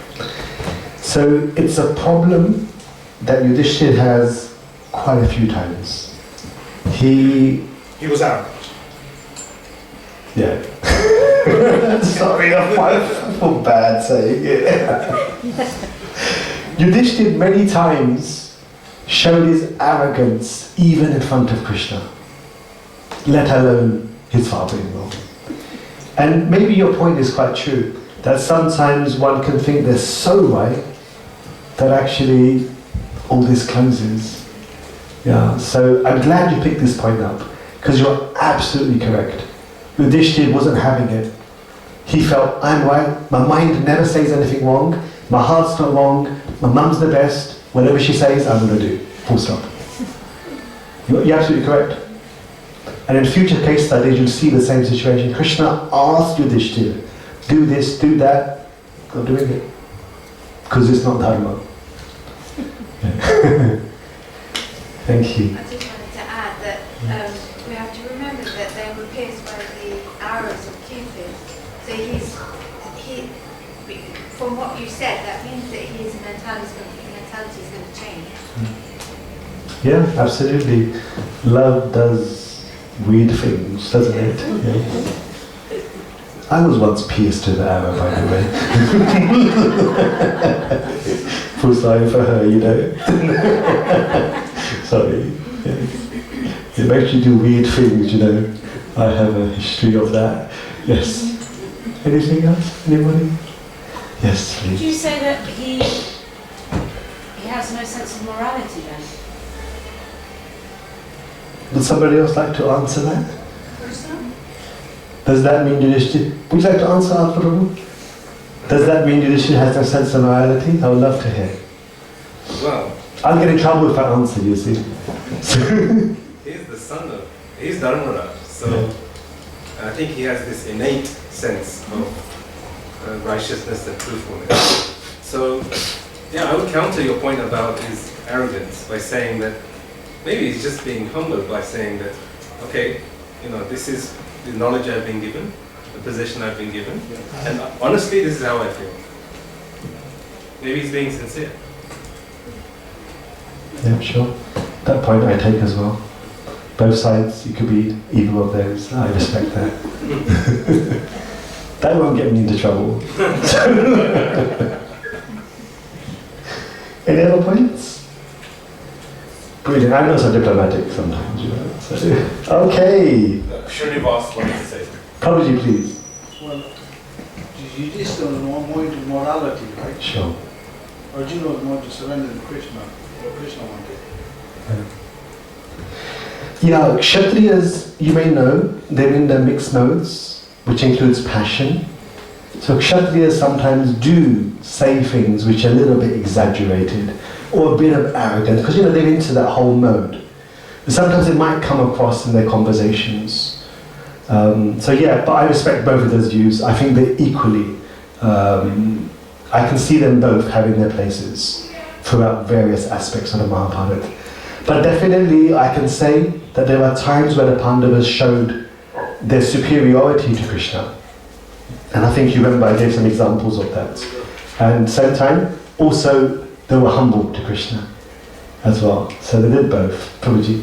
He said once actually, Ashwatthama Hatha. Krishna said to him, and he said he know the elephant were in that just to protect himself. Yeah. So he was trying to protecting himself basically in the case of Dharma. So I mean, you can say like a bit of superiority basically more than Krishna is trying to prove. Absolutely. We don't have the capacity, unfortunately, in session 4. In the Katha, if it happens, we will definitely cover that in detail. But Krishna was so angry with Yudhishthira. He couldn't believe that someone like Yudhishthira would gamble. Yudhishthira is quoting why gambling is allowed. Krishna's defeating him, saying no. Scriptures say you are not allowed to gamble. Why did you gamble? The scriptures say. It doesn't say you're wrong, you're lying, you're wrong. Why did you do that for? Krishna chastised Yudhishthira so much for gambling. My father said, Dhritarashtra, he's the king, he asked me to gamble. I had to do it. No, you're wrong. You should not have done it. This is bad. You're adharmic. You're sinful. Why did you do it? The conversation is really, really deep. So that's an example where Krishna was so angry with Yudhishthira. That's why Bhima said, I'm going to burn your hands for waging all the family. So there were mistakes that Yudhishthira made. And this is the beautiful part. Remember we spoke about this? There are two types of people, the fallible and the infallible. And Krishna shows how uttama purushastvanya paramatmeti udharitaha. I am beyond those who think they're infallible and those who are unfortunately fallible. So that's the important part of the Mahabharata. In the Mahabharata, this whole course is to impress upon all of you that there is no one like Krishna. That's why Acharya Shankara, he says, Ekam Shastram Devaki Putra Geetam. You don't need any scripture. All you need is one scripture. The song of Lord Krishna. Nothing else is required. Tasya namani yani. And his name to be recited. Anyway, sorry, I'm deviating. Was there another point? Yes. Sorry. Sorry, I think to your point about Krishna telling Yudhishthira off, in Bhagavad Gita, as part of the Bhakti Yoga chapters, when he's explaining what he is to Arjuna, he says, amongst the gambling I'm duty. Now that sounds a bit contradictory to what you just said in terms of he was telling Yudhishthira off. Then why would he explain himself as being a dude amongst the gambling? So. Of course. So in the Western theology, God is only light. In the Eastern theology, he's good and bad. See? So Krishna comes as death, which is the worst thing ever, to continue your next life. He comes as vices, to cast you down into hell because of your evil activities. So in our philosophy, God is all energies. His backside, behind him is negativity, and his front side is positivity. So both light and darkness coexist in Krishna. This is the fundamental difference. How did they burn his hands if he's? If he was in the room, if he could. Yeah, sure. So Bhim was really upset, and he said, I want to burn the hands of Yudhishthira for waging all of us and everything that we have. Then Arjun stopped him. Arjun said to him, you can't be doing this. Then Bhim said, for family, oh, this is a good one. For family members, saying is the same as doing. So don't do it. So if you say something bad about family members, you mustn't do that. Saying is enough. Don't like you. You don't have to act like that. Saying is enough. Nice culture, huh? You know, don't do it though. Like that. Is that okay, Jane? So with your parents, you know what to say and what not to do. Okay? Alright, should we move on? So Vyas, I actually find all of, see, I think this culture appeals to me a lot. So I love seeing how people deal in certain situations. And sometimes not everyone is equal in the sense of their statuses in society. After Vyas heard everyone's opinions, he then took Drupad by the hand and he said, thank you for your opinions. Now I will go to the next room to speak with Drupad alone. I think there's a lesson to be learned in that situation. Vyas did not consider it etiquette to speak to Drupad, who is the most senior in age, in the presence of his would-be humble, arrogant son-in-law, to be, and other people. So he took Drupad into the next room. So I think it's a lesson to learn. You know, sometimes being controlled in such difficult situations and taking space to speak with the right people, one-on-one, not necessarily with everyone. Doesn't need to be. Then he said to Drupad, listen very carefully. I will tell you a story which is really relevant to you. Once upon a time, Indra was asked by the celestials, the devatas, we have noticed that in the Ganga there are golden lotuses growing. Go and find out where they have come from. Indra went to the root of Mother Ganga, and there he saw one very beautiful, effulgent lady. And she was bathing, and while bathing, she was simultaneously crying. And he noticed that from the tears of this celestial lady, as the tears will fall into the Ganga, they would blossom into golden lotuses. He then asked this lady, "Who are you? Why are you crying?" The lady said, "Come with me."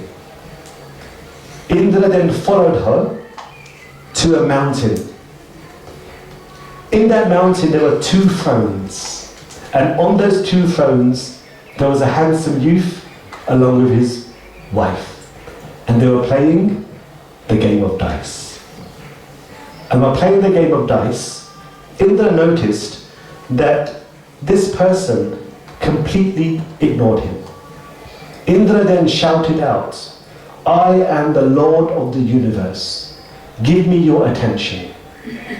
This person seated on the throne was in fact Lord Shiva and Parvati. He ignored Indra again. And then Indra became angry.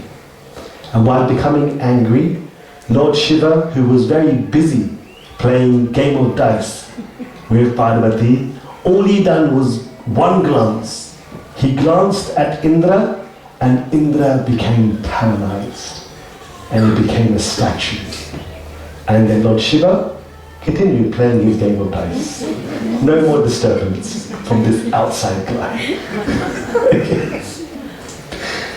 Then after the game of dice was finished, Lord Shiva lost the match, of course. Parvati won the match. Then he said to the celestial lady who was crying at the Ganga, "Go and bring Indra here." As soon as the celestial lady touched Indra, he became back to life. Then Lord Shiva said to Indra, "There is a stone over there. Remove the stone and enter the cave." Indra became perturbed. He became very upset. He realized that Lord Shiva is banishing him into a cave. Indra then began worshipping Lord Shiva. And Lord Shiva said to him, "It's no use. You Indras are all the same." In fact, in that cave, there are the 4 previous Indras who were just as bad as you. Mouthy, arrogant, offensive. Join the previous 4 Indras. So then Indra went over to that cave, and then he saw that the previous 4 Indras were all seated together. The previous 4 were Yama, Dharamraj, Vayu, himself, Bhagavan, the Lord of the Clouds, and the twin Ashwini Kumars, who were in their previous births the Indras known as Shanti and Tejasvi. So all 4 previous Indras were in that cave. And then they all prayed to Lord Shiva for freedom. And Lord Shiva said, "The only way you can atone from your offense to me is by reversing the onslaughts of adharma on earth. So go and be born on earth and assist in the re-establishment of dharma. If you reverse adharma, you will simultaneously reverse your offense to me. So go and be born on earth, all 5 of you Indras." Is this clear so far? Okay. Now, there was an issue with this. In the commentary, Madhvacharya says that Lord Shiva had falsely claimed that the Indras were fallen, having humiliated him. In fact, the 4 Indras in the cave were simply having a meeting to discuss how they are each going to appear on earth to help Krishna establish Dharma. Because Lord Shiva spoke a white lie, therefore Lord Brahma cursed him to also be born on earth. And because he lied to the Indras, he will be born in a body that will be repeatedly defeated by the Indras. And in this way, Lord Shiva was cursed by Lord Brahma to appear as Ashwatthama. That's how Ashwatthama appeared. And sometimes even the white lies, though it gets you to a point, there will be consequences. Even if you're Lord Shiva. It's a very important point to note. Lord Shiva then said, this lady, from whose tears golden lotuses form, is none other than Shri herself, an expansion of Lakshmi. And she will become the common wife of all of the 5 Indras. Why would the expansion of Lakshmi become the common wife of all 5 Indras? We'll come to in a few moments. But in the Mahabharata Tatparya, in the commentary of Madhvacharya, I'm so sorry, in the Mahabharata itself, in fact, in the Mahabharata text itself, this verse is very important for you to note. It says in here, Tail, the Indras, Eva Saratham tu tataha sadevo Jagam Narayanam Aprameyam. Along with the 5 Indras, Lord Shiva visited Lord Narayana for approval. He wanted Lord Narayana to approve for the 5 Indras to be born on earth and for this lady to be the common wife of all of them. This is an insight which the Mahabharata gives you as to what actually happens in the background. When the Devi Devatas give you blessings, they also need governance approval. You might not know that, but it has to be signed off. It has to be in the risk appetite, it has to be in your budget, it has to be in your head count, it has to be in your org structure. If it's not there, it won't be signed off. So Lord Narayana, he had to sign this off for the 5 Indras to appear on earth. This is quite rare insight, which is why I've added it in over here. This is what happens every time Devi Devatas bestow blessings. They require sign off. Now, this verse, I won't speak too much on this because I don't think you will be concerned.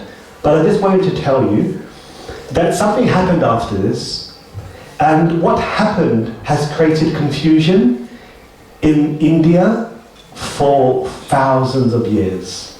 So what happened at this point was Lord Narayana, he plucked out a hair. It was colored white. And from that hair, he threw it. And it entered the womb of Rohini. And Balaram was born in that way. Then he plucked out a black hair and he threw it in the womb of Devaki. And Krishna was born in that way. This is where the misunderstanding has occurred for thousands of years. You can Google this. That Krishna and Balaram are the avatars of Lord Narayana. Because they have come from the bodily hairs of Lord Narayana. Anyone familiar with this? No. Okay. So it's a very big point. People mention, Krishna Balaram, they're the hair of Lord Narayana. And it's true. But there's a problem. Okay. You see, in the verse it says, Krishna Dvitiyaha. Krishna, the second hair. Keshavaha Sambhabhuva. That the black hair is Sambhabhuva. Sam, the Samam Bodham, the original personality of Godhead. He is the one who appeared, not the avatar of Lord Narayana. So this one word changes everything. Sambhabhuva. And this is what was missing in the minds of many philosophers. I'm not being arrogant by saying I have found this. What has happened is in the predecessors of Srila Prabhupada, like Jiva Goswami, he speaks on this in a lot of detail. on how many people have misunderstood this to be the origin of Balaram and Krishna. But in fact, the words themselves explain the difference that I've just mentioned. The original Godhead himself appeared in this way, not an avatar.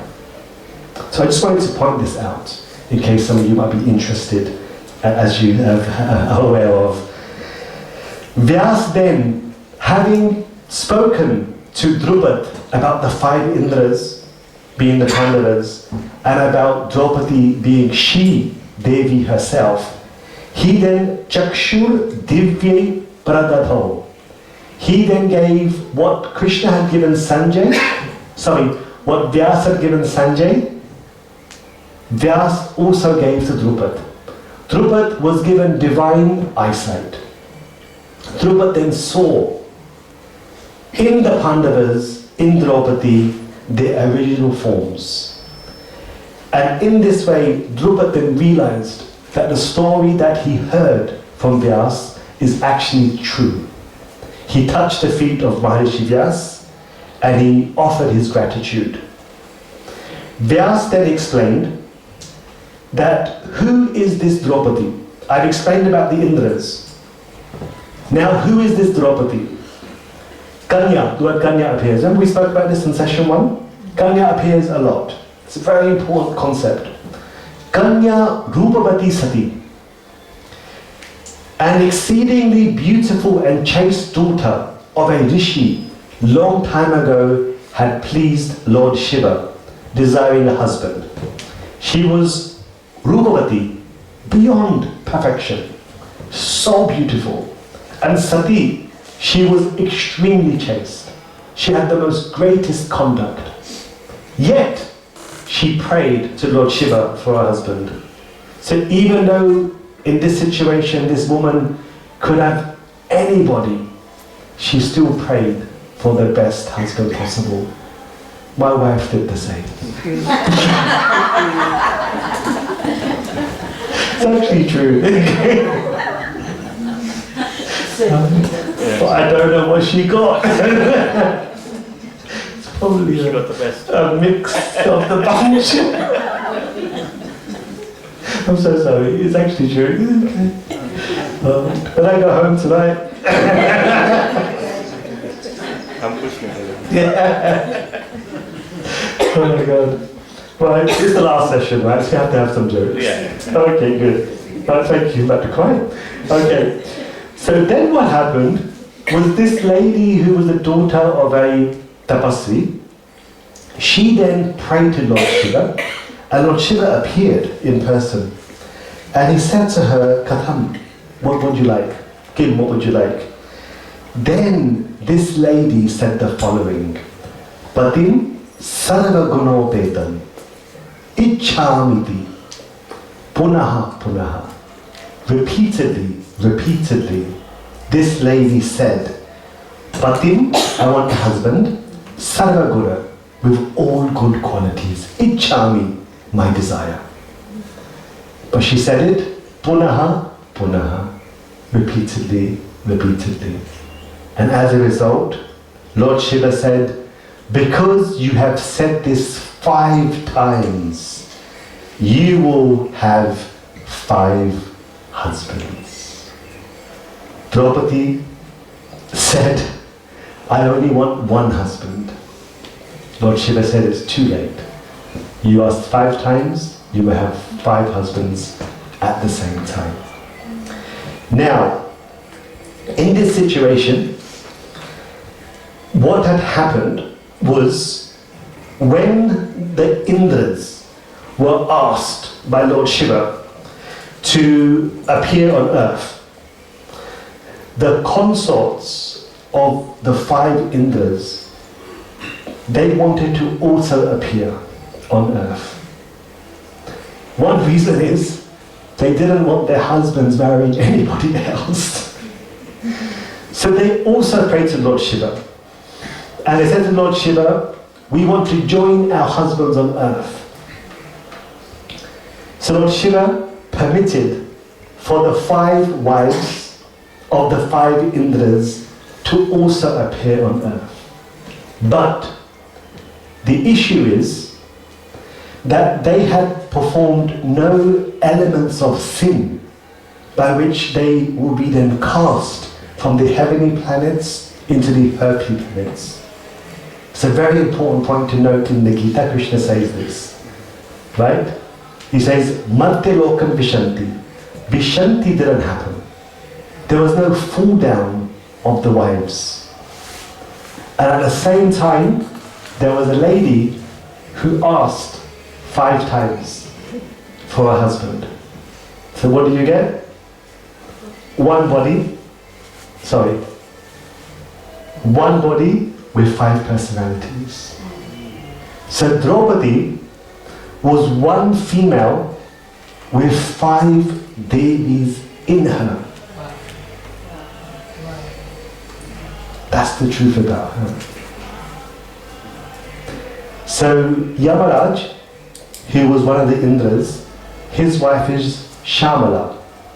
Shamala appeared in Draupadi. And she was the one who said, Patim Sarvagano Ichchami. Give me a husband with all good qualities. Then the wife of the second Indra, Vayu, whose name is Bharati, she appeared and she said that same request. Sarpatim Sarvagano Ichchami. She was the one who spoke the second time. And in this way, the third, fourth, Sachi, and fourth and fifth also spoke one at a time from the mouth of this lady. That is why she said it 5 times. It wasn't a mistake. It was one Devi at a time requesting for their husband. And that's why Lord Shiva said, Tathastu. This will be the case. So when Drupad was told this by Maharishi Vyas, he then said, Lord Shiva knows what is right and what is wrong. I don't. And he's also ordained this. Who am I to go against destiny? Dishtya. Who am I to go against providence? I accept. I align. And in this way, what happened then? You see, here is the verse. My previous view was in ignorance of all this, and therefore I am now incapable of acting against the desire of the celestials. Since Lord Shiva has set up this scenario, sinful or righteous, I therefore align, for the Pandavas to each marry Draupadi. Then the commentary explains, each consort, Bharati for Bhim, Shamala for Yudhishthir, Usha for the Ashwinis, Shachi for Arjun, separately pray to Lord Shiva to be united with the respective husbands. This is why Prarthayama Surabhavat Panchakritva Vachohitat, the prayer was heard 5 times from the same one body. The 5 Devis entered and were born together as Draupadi. Pancha Devi Tanus Tvesha Draupadi Nam Chabhavat. This is why Draupadi was married with 5 people. And the marriage took 5 days. Every day, the particular Devi would enter into the body and marry the respective husband. And then it says, the Devi inside Draupadi would then nashta, become destroyed, and leave the body. Then the second Devi will appear in Draupadi, and then she will marry, in this case Bharati, marry Bhim. Then that body will become destroyed. Then Shachi will appear in Draupadi and marry Arjun. That will become destroyed on the 3rd day, 3rd night. On the 4th day, Usha will appear in Draupadi and marry the Ashwini Kumars day by day. That's a very difficult thing to try to comprehend and understand. But this is actually what happened. Draupadi was the body of 5 different Devis.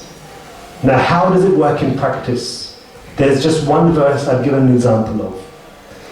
The example here, I'll just read the verse to explain. That they lived in Panchal or the house of the in-laws for 1 whole year. Krishna actually bestowed many gifts after the marriage to show his acceptance. He also gifted gold, horses, chariots, various opulent silks, items, treasury to even his aunt Kunti. Then what happened was, after a year, and this is an example I wanted to give, the Pandavas then went to Hastinapur to live in their father's home. And this is what happened. They lived there for 5 years. In Hastinapur, there were 5 homes for the 5 Pandavas. And once Draupadi entered Hastinapur, her body at that point appeared as individual personalities, living simultaneously in each of the 5 homes.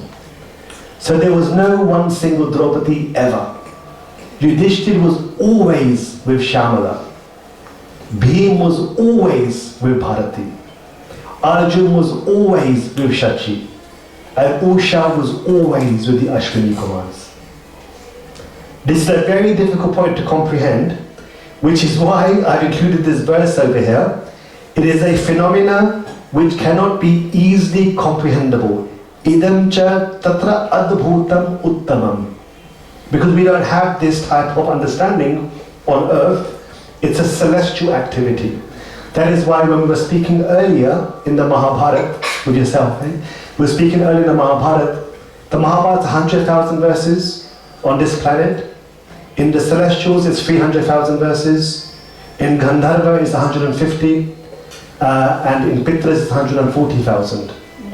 The reason why there are different numbers is because these are the kind of concepts that are not applicable for earthly beings. Therefore in the Mahabharata you only find a very few celestial concepts that have been shared on earth, because it's just difficult to comprehend. We are used to just one lady called Draupadi, right? Who hangs around with the 5 Pandavas, and it's always just her. But that's not actually what happened. There were 5 personalities living in 5 houses over 5 years in Hastinapur. That is how Lord Shiva's blessings fructified. And it states here that, see, I'm just giving some examples. When the time came for the Pandavas to leave Hastinapur, then all 5 merged into one. And then there was one female with 5 men enacting pastimes that you know of. Now what happened was, there was an agreement made amongst them that Draupadi, the one person, will be exclusively with each Pandava at a time. And at that point, the other Pandava mustn't interfere. Okay? I think you know about this story. Now what would happen is, it says in the scriptures, when Draupadi would transition from one husband to the other husband, that form would perish and be reborn. And this is the verse here. The Devi present in her would get destroyed each day and reborn again. Janma bhavat Devi matehe pritak eva nashat. Nash, you know, means destroyed. Janma, you know, means birth. This is how Draupadi would be with each of the Pandavas respectively, in a temporary manifestation. And this continued throughout her entire life. Every time she was with one of the Pandavas, at the point of transition, that Devi will be destroyed. Next one would enter, and then she would be associating with the other Pandavas. Difficult to comprehend, I think, but just try to appreciate that Draupadi was a celestial. She wasn't like an earthly lady, born from fire. And this is how Draupadi saw, using his divine eyesight granted by Vyas, how Draupadi should be married to 5 people. And this is an absolute exception to the rule in this case. and not to be followed by anyone unless they can hold on to multiple personalities, as in people in one body, and also be a celestial. This also shows the greatness of Draupadi, how powerful she was. The Mahabharata Nirna explains that just as Sita is the reason of the Ramayana, Draupadi is the chief character of the Mahabharata. Therefore, the commentators explain that her name was Bharati. Draupadi's original name was Bharati, who is Saraswati. Mahabharata means the story of Draupadi. It doesn't actually mean what we think it does. The most purest form of devotion, as opposed to the most purest form of evil, Duryodhana. Draupadi was the chief aid to establishing Krishna's love in this world, Krishna's devotion in this world. And in the same way that Lord Ram used Sita, as you know what happened with Sita, he utilized Draupadi to establish Dharma. Therefore, she was an expansion of Lakshmi, because no one else could do that if they're not an expansion of Lakshmi. So there's a lot more that I can explain in this regards. Draupadi also had an Avesh, a part of Parvati in her, because Lord Shiva came as Ashwatthama, and he was also meant to marry Draupadi, because Parvati also lived in the form of Draupadi. But Lord Shiva was cursed by Lord Brahma to be disassociated with Parvati due to an incident which I won't cover now because it's quite a long story. But due to that incident, Lord Shiva was disassociated with Parvati, and that's why Ashwatthama did not associate with Draupadi as a husband, despite Parvati being in her. So Draupadi is a really powerful person. And all of this is what was dragged by the hair into the Rajya Sabha. And all of this is what Dusashana attempted to disrobe. Everything good in this world, the most purest form of devotion. So I hope you can all appreciate Draupadi a little bit differently from this story. It's many episodes, which I've tried to simplify, just to show her greatness to all of you. Questions and comments? Prabhuji? I have three. Sure. So firstly, some of them might be a bit confusing if they are ignored. But firstly, Usha, was she two people or one? Because you mentioned Usha married the twins, but then you're saying 5 theories working. So she was a twin. She was a twin as well. Okay, perfect. Twins married twins. It's sweet, isn't it, when that happens? I've seen that. In fact, we know some, they wear the same clothes. You know, the twins wear the same clothes. Yes. And then the second question was, in the Bhagavad Gita, Krishna explains like the subtle body, the gross body, and the physical body, and the soul. If the devis are constantly changing, is the subtle body changing? In which case, are the memories vanished as well? I'm assuming no. But how do the memories stay if the person is constantly changing? Yeah, absolutely. So just on that point, it's a different concept. It's called Avesh. Okay. So Avesh basically means where it's a concept which is only applicable in the heavenly planets. In the heavenly planets, the celestials, they're able to multiply their very same body into other dimensions simultaneously. So one exception is, in the third Indra, our Indra, he decided not to be reborn. He said, an expansion of mine will appear as Arjuna. I want to watch the whole Mahabharata from my own eyes. So this is an example of Avesh, that Indra was actually not born as Arjuna. Arjuna was an expansion of him, whereas the other 4 Pandavas were actually born from the respective Indras. Yeah.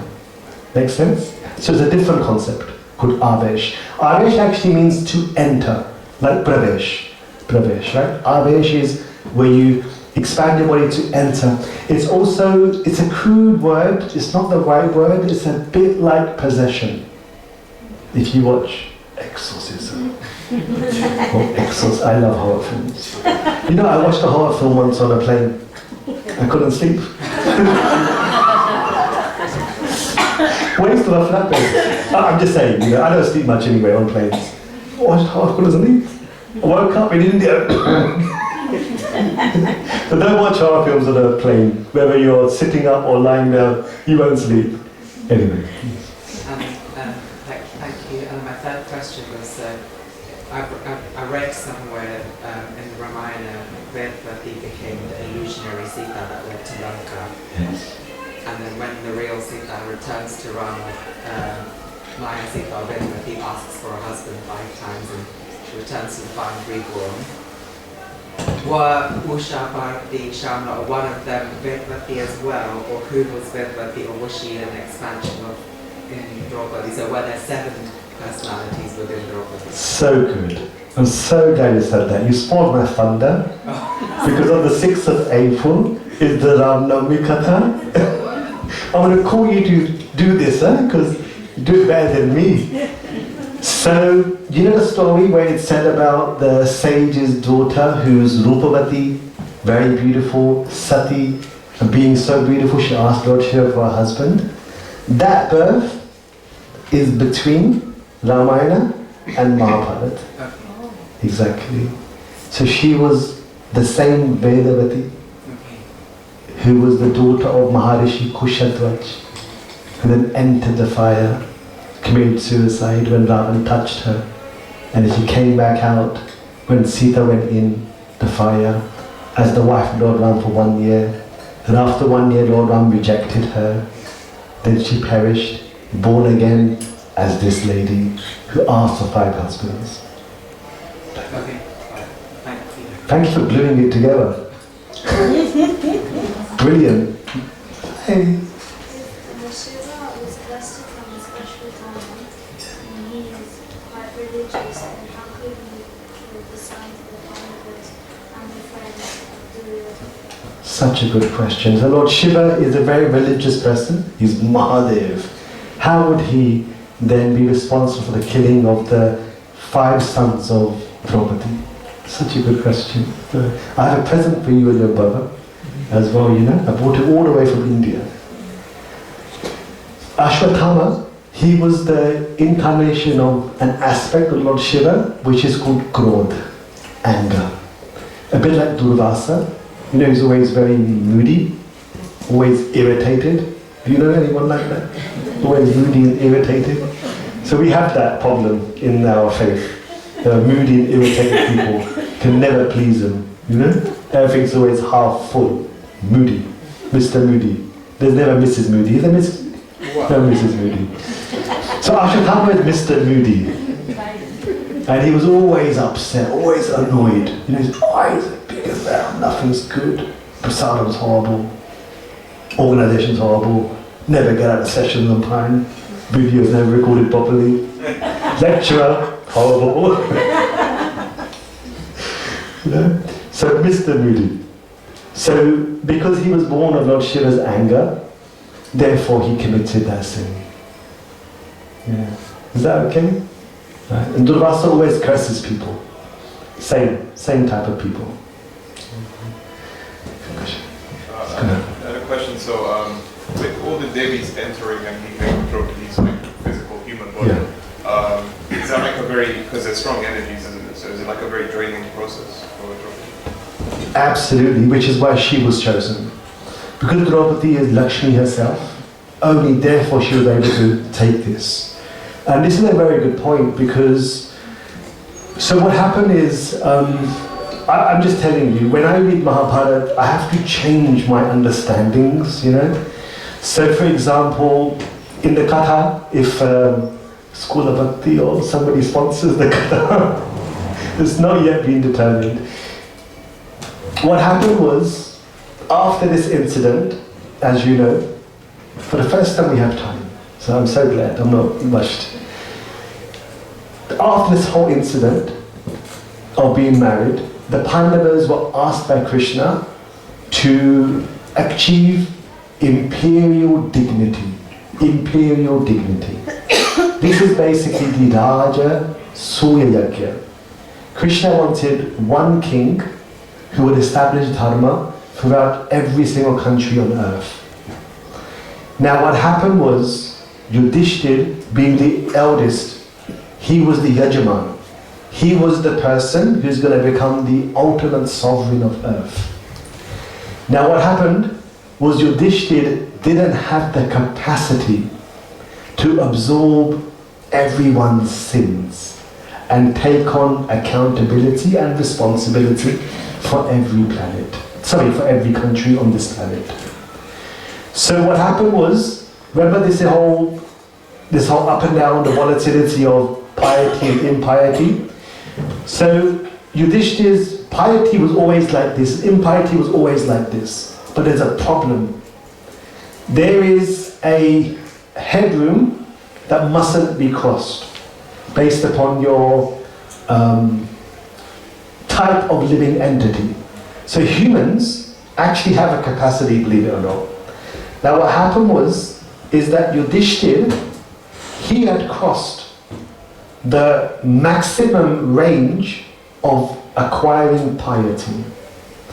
When you cross the threshold of being too pious, you become an object of being influenced by negative energy. It's a bit like the yin and yang. There's not much difference between the two. And there is an overlap if you spill too much either way. People who are the most sinful, they gain Krishna. Think about it. Right? Ravan, Hiranyakashipu, Gants. Like the worst of the worst, they gain Krishna. How is it possible? Same principle. The opposite also is there. If you attain so much piety, you can become sinful. So Yudhishthir, he didn't have the capacity to be the sovereign of the entire planet, to achieve imperial dignity. Draupadi did, and Bhim did. It's explained in the scriptures. If Bhim was the eldest, he would not have a problem. He could amass more than the threshold of piety. Even Draupadi could, but Yudhishthir could not. Therefore the scriptures say, Kali Praveshitaha. Kali Yug, Duryodhana himself, expanded his body and entered Yudhishthir. Can you believe that? Dharamraj, personified, became possessed with Duryodhana. So when, after the Rajasuya Yajna, when Duryodhana, as you know, was wandering around Indraprastha, all of you know, he banged his head on certain objects, he mistook a base of water for solid, entered into it, vice versa. There was mirages everywhere. And once during this time, he thought that there was some crystal floor with water underneath it. He thought this was a solid floor. And as he stepped onto it, it was actually not a crystal floor. It was just water. And he fell right in. At that point, no one laughed. No one laughed. Only one person smiled. Guess who? All he done was, I can't imitate, right? I suspect it was probably one, one smile. That smile gave Bhim the approval to laugh his head off. Bhim uncontrollably, his clothes fell off him, started rolling on the ground. He just laughed his complete psyche off him. And then, because he laughed, others also joined in laughter. But guess what? Draupadi did not laugh. She was always so respectful. It says in the scripture, Draupadi did not laugh. Then Duryodhana desired, I'm going to enter into Yudhishthira because he has surpassed the threshold for a human to gain piety. Kali Prameshitaha. Duryodhana entered Yudhishthira. When the invitation came from Dhritarashtra for a gambling match, it was Duryodhana in Yudhishthira that accepted to gamble. Otherwise Yudhishthira would never have gambled. I was just going to ask a question on that. I even put it in the chat so you can. Oh, sorry. But I asked about, you said that Duryodhana entered Krishna, but then, Duryodhana entered Yudhishthira, but then also Krishna shamed Yudhishthira for gambling. But if that was Duryodhana's influence, isn't that kind of contradictory? Absolutely. So what Krishna would do, Krishna would never lean onto the subtle side of things. He would let people take accountability for their gross engagements. They would never, it's a little bit like normal life. We would never talk about the psychic aspects, the unknown aspects. It was a very ordinary conversation. No, you did it. In the end, you did it. And this is your weakness. And ultimately, even though you were obsessed by Duryodhana, doesn't matter, you were the one that still did it, you take accountability. More, like normal. More of a normality, no excuses. So then what happened was when Yudhishthira was waging every object, Duryodhana would call the wager, and Yudhishthira would enact it. And if you read the Mahabharata, it states in there, Yudhishthira never got a chance to even roll the dice. Shakuni, one at a time, just took everything away from him. And it was at that point where, just going to go through the pop-up book now, okay? It was at that point where I would just like to read a few things to you, if you don't mind. This will be my, Mataji, please, you send it over to me. Thank you so much. I'll give you the kuldiya, huh? I'll give you the kuldiya. Thank you so much for being here. I'm so grateful. At that point, you all know that it's a long story which I'll cover in the katha if it happens. You can put some pressure on some people. I'm only joking, okay? If it happens, great. So in the full katha, it explains here that when Yudhishthira had given up himself, it was at that point that Karna said, how about Draupadi? You see? And then Karna said, why can't she be waged? You're a servant of Duryodhana, and he actually said the words, even if she was brought here naked, it doesn't matter, because she's now a servant. So it was a Karna's idea. That's how he was as a person. And then what happened was, as you know, there was a person called Pratikamin. Pratikamin was a messenger of Duryodhana. He went once, he went twice, and Draupadi wouldn't come. And she mentioned that I'm actually in my seasoning at the moment. So Draupadi had exposed her belly button, which is to tell people that she's in a point of ritual contamination for 3-4 days. So she was in that situation, and when Dushashan was sent by Duryodhana, he immediately began pulling her by the hair. And what's interesting is, you read it in here, you can read it yourself. When I look at the Mahabharata, you have so much respect for Draupadi. It's actually phenomenal. You start crying when you read about it. I won't be doing that, okay? But what happened is, Draupadi, she was respectful to Dushashan, very respectful. She put her head down and she said to him, you wretch of a soul. But she said it very respectfully. She wouldn't shout.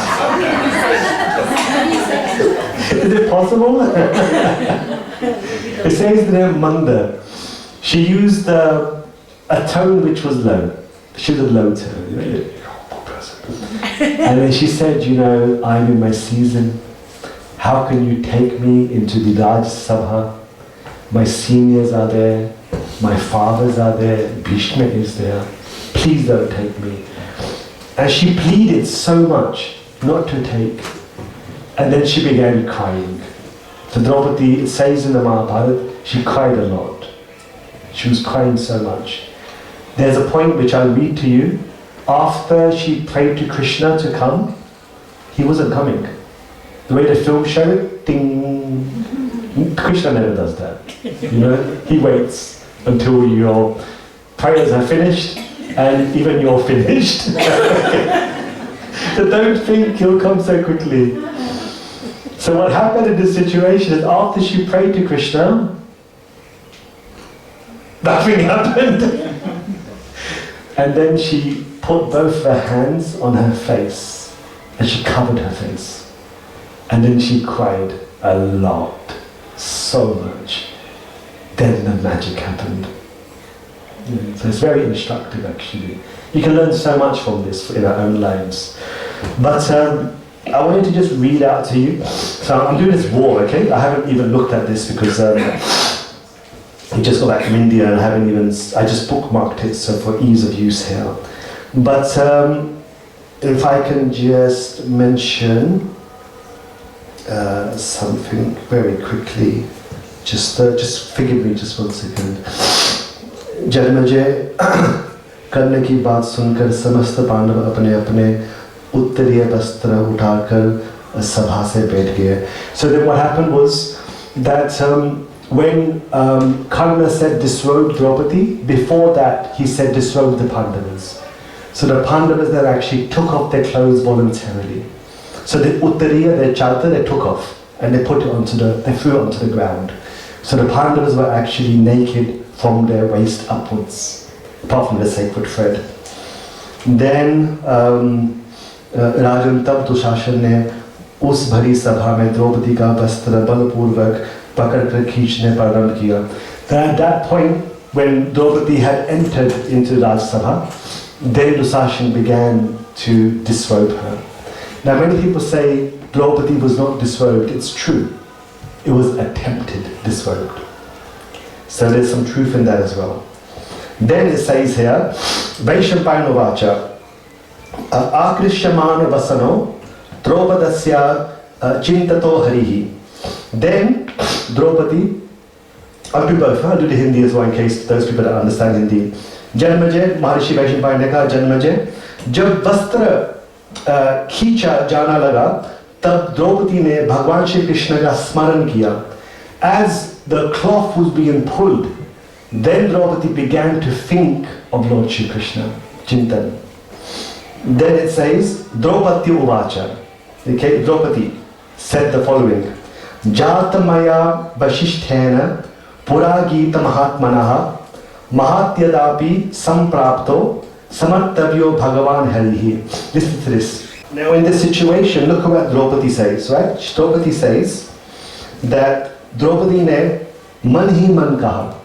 Within her mind, Draupadi said the following thing. मैंने पूर्व काल में महात्मा वशिष्ठ जी की बातें सुनकर उन्होंने कहा कि जब भी कोई समस्या हो तो भगवान श्री हरि का स्मरण करना चाहिए. When Vashishta Muni had told me many years ago that whenever you have any problems in life, you should think of Lord Krishna. So just see what happened here. Draupadi had her cloth pulled and she remembered the words of one of her gurus. That's why it's important to have a guru, because they have an impact on your life when you're in challenging situations. She thought of Maharishi Vashishta, who is the guru of Lord Ram. Lord Ram's guru. Draupadi thought of Vashishta, and Vashishta said, when you have problems, think of Lord Krishna. It's nice, huh?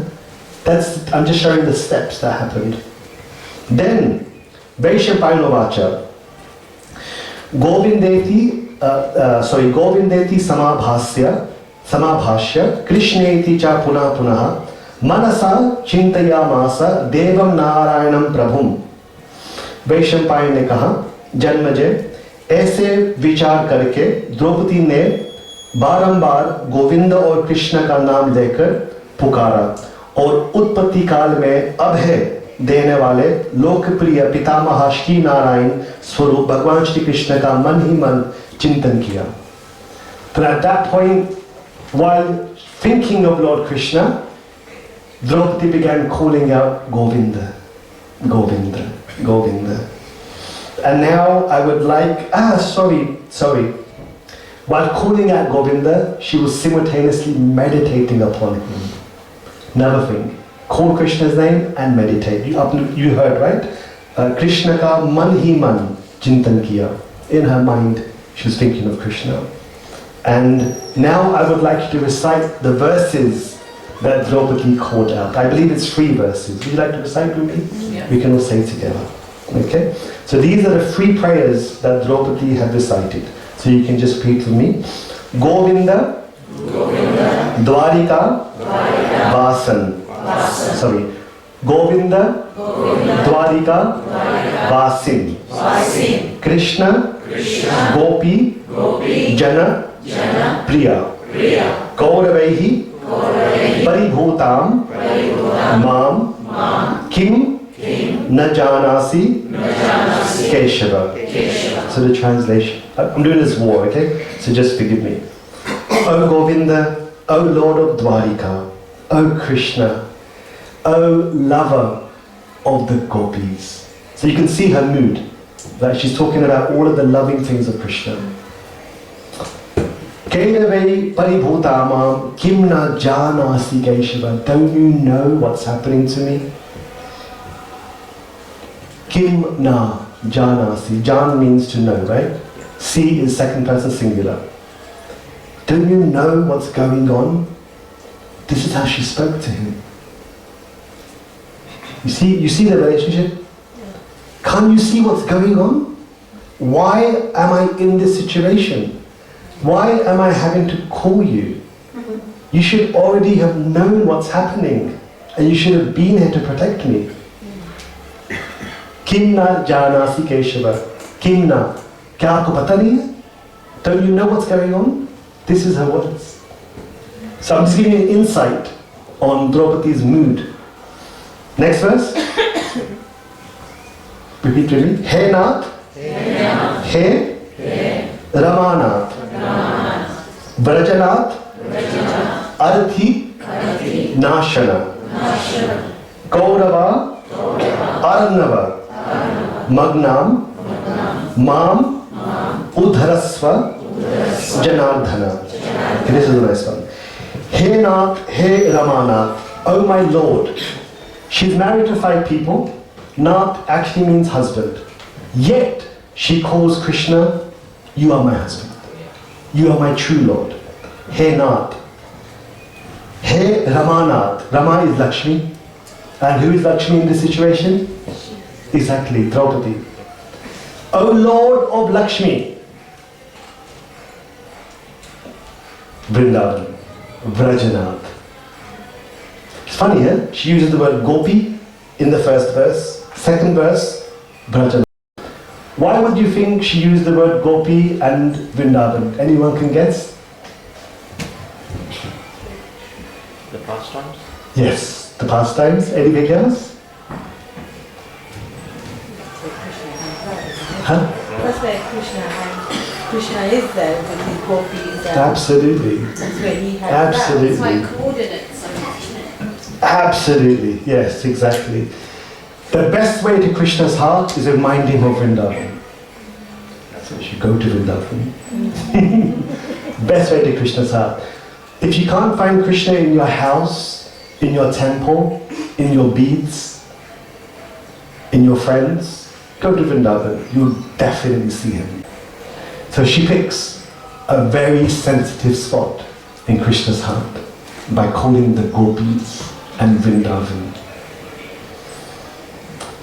Then she says, Gaurava Arnava. Arnava means boat. She says, I have been placed on a boat called the Kauravas, and the boat is sinking, Magnam. I'm on this boat, and there's no one to save me. All of the oars have vanished, the Pandavas. I'm in the middle of the ocean, and the boat is just going down. There's no way out. Ma Uddharasva Janardana. Janardan is the Lord of people.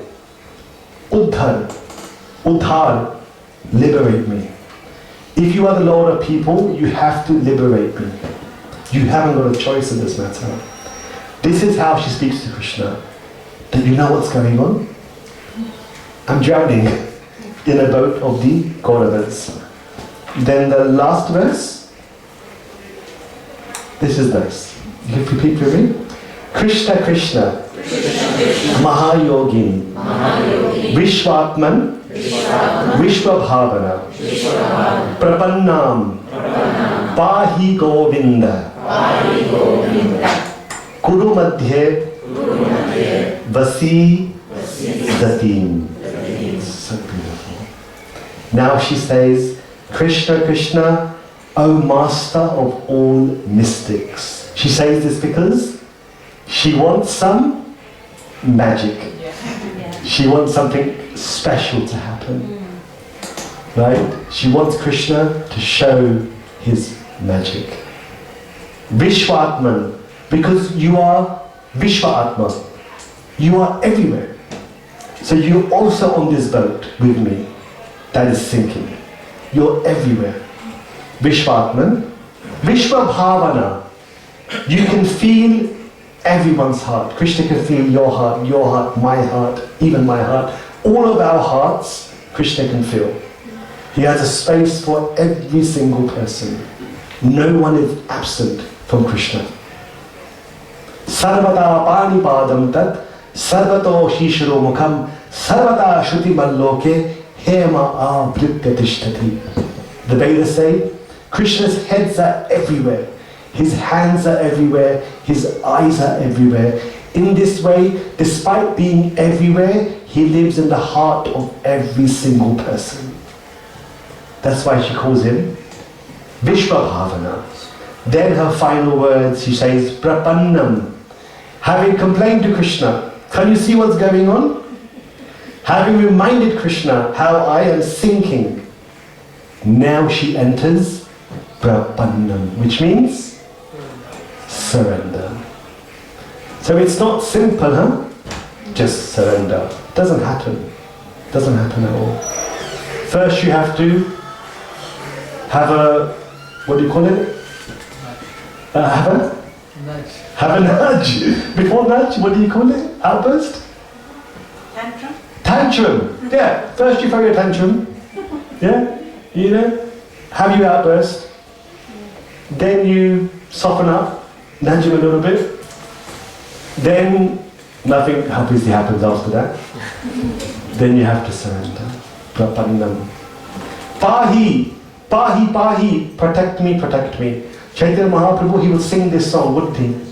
Pahi Mam, my dear Lord, please protect me, please protect me. Then she calls him Govinda, O lover of cows. Not a soft spot. Kuru Madhya, I am in the middle of all of the Kauravas, and Vasadhit, I am sinking.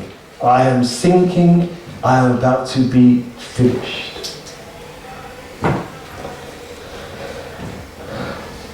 Then, Ityanut Mrityu Krishnam, Saharim Tribhuvaneshwaram, Praruddha Dukhita Rajan, Mukham Achadya Bhamani. Mukham Achadya Bhamani. She covered her face with her hands. Because Krishna didn't appear. Mukham Achadya Bhamani. She covered her face. Because she felt at this point that it didn't work. Her prayers didn't work. And there's no one to help her. And even Krishna's not helping her. So she didn't want to see people. She wanted to hide. So she hid in her own hands. Amazing, isn't it? Like, this is very detailed, you know, but I'm just trying to give a small example. Then it says in here, so nice, Yagya Senya Vachaha Shrutva. Having heard the words of Yagya Seni, Krishna Griharito Bhavat, Krishna, who was residing in his beautiful palace, lying on his bed. It says here, Tyaktva Shayya Sanam Padbhyam. Tyaktva, having given up his bed, Shaya, bed, Shayasanam Padbhyam, Kripalu Kripaya Bhyagat. Krishna did something which he has never done ever. He ran from his bed with no shoes, no socks. Actually, can I just pause? We have some special socks at home that I forgot to bring. Oh, I know I forgot something. So, you know the Radharamana deity? For the first time, he wore socks. And I've got those socks.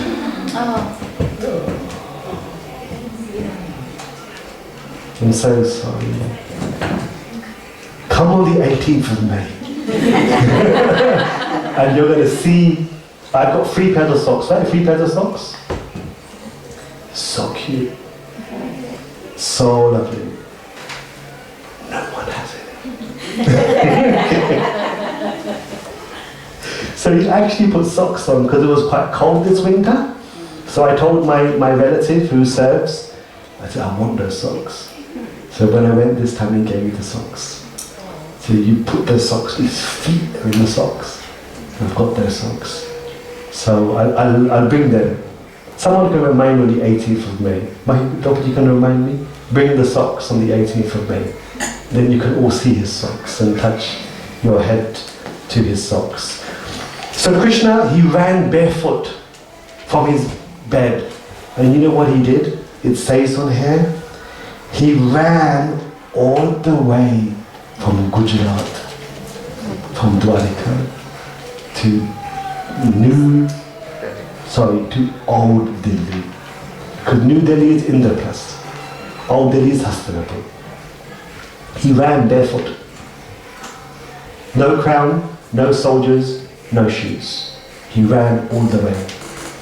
And then it says here that Kripalu, he became compassionate, right? Kripaya Bhyagat. And from his compassion, he ran. Just ran. That's what Krishna does for his devotees. He runs to help you. I think he's the best. A God that runs. He doesn't have to run. But he runs because he wants to show you how much he loves you. That's why he accepts to be exerted. He accepts pain and austerity to show you how much you mean to him. And that's how he reciprocated with Draupadi. He ran barefoot. Krishna runs to help his devotees in the same way that we run now. He ran. I mean, how many miles is that? Does anyone know? 800. Google Maps? 800. 800 miles? Wow. I mean, that's a long run. And he arrived there really fast. And then it says here, so beautiful. Krishnam cha, Vishnum cha, Harim naram cha, Tranaya vikroshati yagyaseni, Tathastu dharmo antarito mahatma, Samavrino dvei vividhei subastrai. Krishna, who always hides in the sari of Shri Radharani, who's very attached to Radharani's clothes. In fact, we went to Chirghat. Chirghat is where Krishna hid the cloths of the gopis upon a tree. Anyone been there? If you 1, 2, 3, you've been Chirghat. Oh, you saw the video? Yeah. You've been there too? It's amazing, isn't it? So Krishna, who's very fond of making people surrender everything, he put the clothes of the gopis upon this beautiful tree on the banks of the Yamuna. Krishna then took an avatar and he became the sari of Shri Radharani, and he entered into the cloth of Shri Radha. How will you show this? It's very difficult. How Krishna became a sari and he entered into the very cloth of Draupadi. Why? Because Draupadi was only in one piece of cloth, because she was in her season. So Krishna actually entered her cloth. Have you ever heard of God becoming a piece of cloth? Now, what's said in here is that when he entered into the cloth of Draupadi, then it says that something remarkable happened. It says on here, Tad Rupam Aparam Vastram, the most beautiful of cloth manifested. No one has seen this type of cloth. I can't describe it.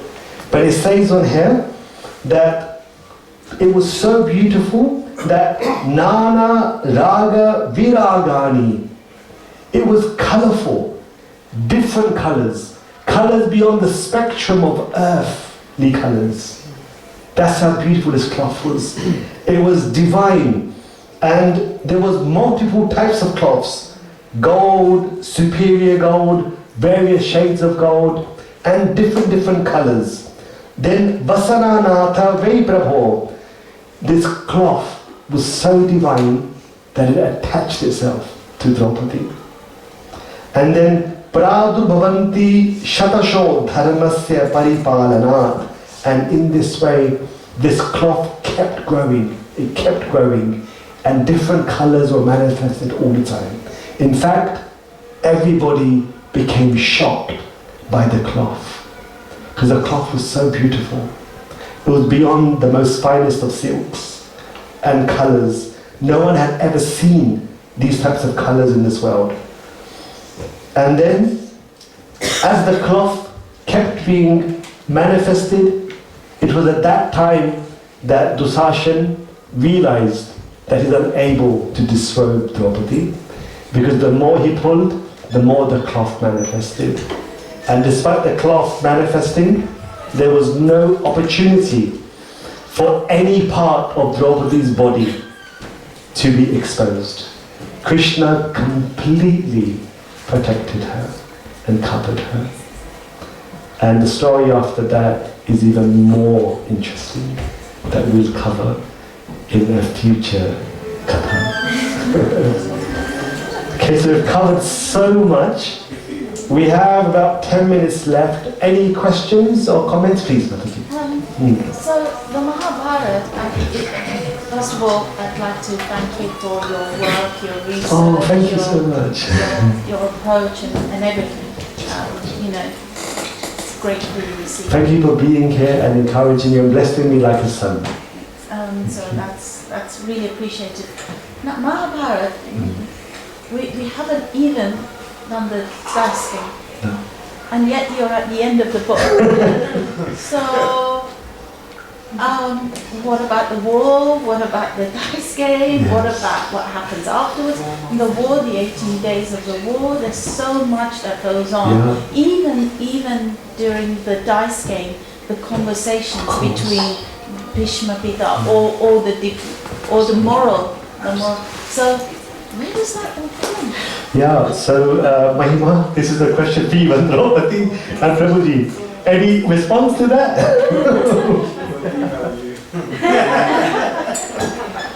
But I'm also curious that the book that you have there, you're at the end.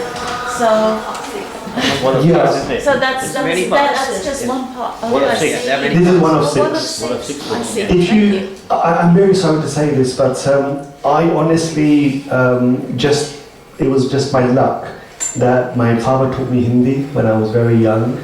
I was like 7, and then Sanskrit came really easy to me, like in 6 months. You know, Bhakti Swami was speaking to me about this. He said he also took 6 months to learn. Some people do learn quite quickly. My Sanskrit's not like, the best of the best, but it's good enough for me. I can translate and read and speak, from a perspective. So I just read the original texts for books that have been translated. So I can only recommend this book. This book is the Gita Press, Gorakhnath, and Gorakhpur. But as I promised, I won't touch it. As I promised, I will try to translate Mahabharata when I retire. I'll hold it again now. You've got to be careful what you say on these things, My piety account, boom. Yeah, but I recommend, this is the only one that I would read, because it has the Sanskrit, and it has a Hindi translation, just a more Hindi translation as well, to all the verses. Thank you for your comments. It means a lot to me. I'm really grateful. Thank you, Mother. Thank you. Sure. Thank you for your class. Question I have is, you said when Draupadi was with the Pandavas in Hastinapur, all the Devis, she expanded herself for 5 years. Separated. When they left Hastinapur, they all resided in one. Is there a reasoning as to why that happened? Because obviously later on, Arjuna intrudes, and then he has to go on a 1 year. Exactly. But specifically, why couldn't she say separated? Because that was an internal reason, that not for public view. So, okay. Yeah. So in public, she was always one. Only when she was living in her father-in-law's house for 5 years, nobody was with them. Then she expanded herself to live with each of them individually. Does that make sense? Yeah. So it wasn't for public consumption, only amongst themselves. So I just tried to pick the first hands I see. Sure. It's more of a technical question, so these are the kind of things I always keep contemplating on. So you mentioned Draupadi remembered Vashishta's teaching. That's how it started. And he was also part of Ramayana. And as we know, based on the current kind of prevalent understanding, the Ramayana happened about 12,000 years ago and Mahabharata 5,000. Now, that gap of 7,000 years brings the same person being there and there as well. How does it? There's a group of celestials. They're called Chiranjeevis. Can anyone name some? Chiranjeevis? Hanuman is one. Any guesses? Say it again. Vibhishan, absolutely correct. Lord Parshuram. Parashuram. Kripacharya. Yes, so there are some Chiranjeevis. Vashishta is one of them. So they live forever. Yes. Wish I could be one. You see a lot already. So this is clear to me. So how Draupadi, all the energies came into Draupadi, only in this book we can read? That you got there, or? Oh, in the original text you will find this there. No, but what I'm saying is that there's nothing in English. Oh, I don't even know, to be honest, because I just read this. Yeah, so sorry. I wouldn't even know. I'm not sure. Your comment about the Chiranjeevis and Hanuman being one of them, it makes sense that he was also on the battlefield. Exactly. At Kurukshetra. Absolutely. But then, now can I go and see them now? Chiranjeevis? So you do. I'd love to. Based upon my personal experience, the answer is yes. Let's go. I honestly would tell you that that I believe in religion and my faith because I have personal experience of it, and I'm sure many people have better personal experience of it, but I 100% have personal experience of it. When we study Veda mantras, we have to sit down at a certain time in the morning, we have to have a shower, we have to do archaman, we have to place a hand on certain parts of the body called nyasa, this spiritualizes the senses. Then after doing that, then we have to practice the recitation of Vedic mantras without Giti Shigri Shira Kampi, Tathalikata Pataga, Anarthakya Albakantacha Shadaiti Patagadana. in the recitation of Vedic mantras. One of them is Giti, to sing it in a tune manufactured. Shigri, to recite it fast. Shirakabhi, to move your head around. Tathalikita Pataka, to read from a text. Anarthagya, to not know the meaning. Alpakant, to recite incorrectly. Shadeta Patagatama, these 6 offences destroy the reciter of Vedic mantras. So we have to observe these 6 laws. Then we have to learn Sanskrit Vyakarana, which is a Sanskrit grammar. Then we have to learn a book called the Siksha Vedanga. The Siksha Vedanga teaches you the 3 accents, up, medium and lower, Uddat, Swarit and Anudat. Then after doing this, then we sit down and then we study the Veda mantras. And you study the Veda mantras to the point that the celestial of the mantra appears and blesses you to use the mantra. So anyone who practices Vedic mantras and follow the sadhana, all of them get darshan of celestials. You know, what happens is many people don't talk about these things, and I've noticed that it's becoming completely lost. So I'm encouraging my peers and my friends to be very vocal and very open, so that people can actually see this is not a missionary religion that was created for some political understanding. This is actually a transcendental philosophy that is applicable for all people, all places. That's why when people say to me that there are not qualified people, I say, yeah, talk about yourself, mate.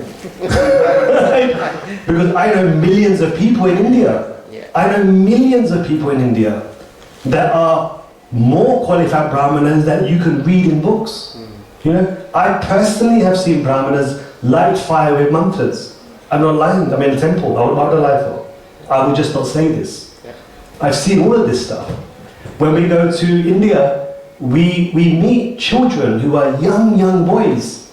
You know, they're like little celestials because they're reciting hymns that are of another planet, another universe. And you can see how it's really touched their lives. So all of these things are absolutely true. It's a long answer to your question, but I just wanted to give you the faith that if you want to see Krishna, you can definitely see him. He's the most closest thing to anyone in your life, Hiddesh, in your heart. And all of the things that we talk about, they're all accessible. You just need to follow the path. And if you follow the path, you'll be blown out. Thank you. Oh, sorry, Rajesh, sorry. So just going back to that headroom space you talked about Yes. in terms of dharma, being too dharmic.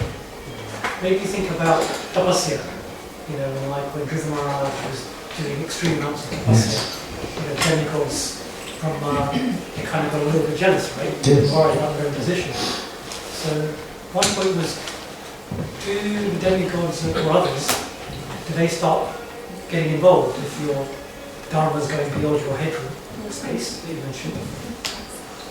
So if your dharma is going too high, do certain entities get involved to try and reduce that? Yeah.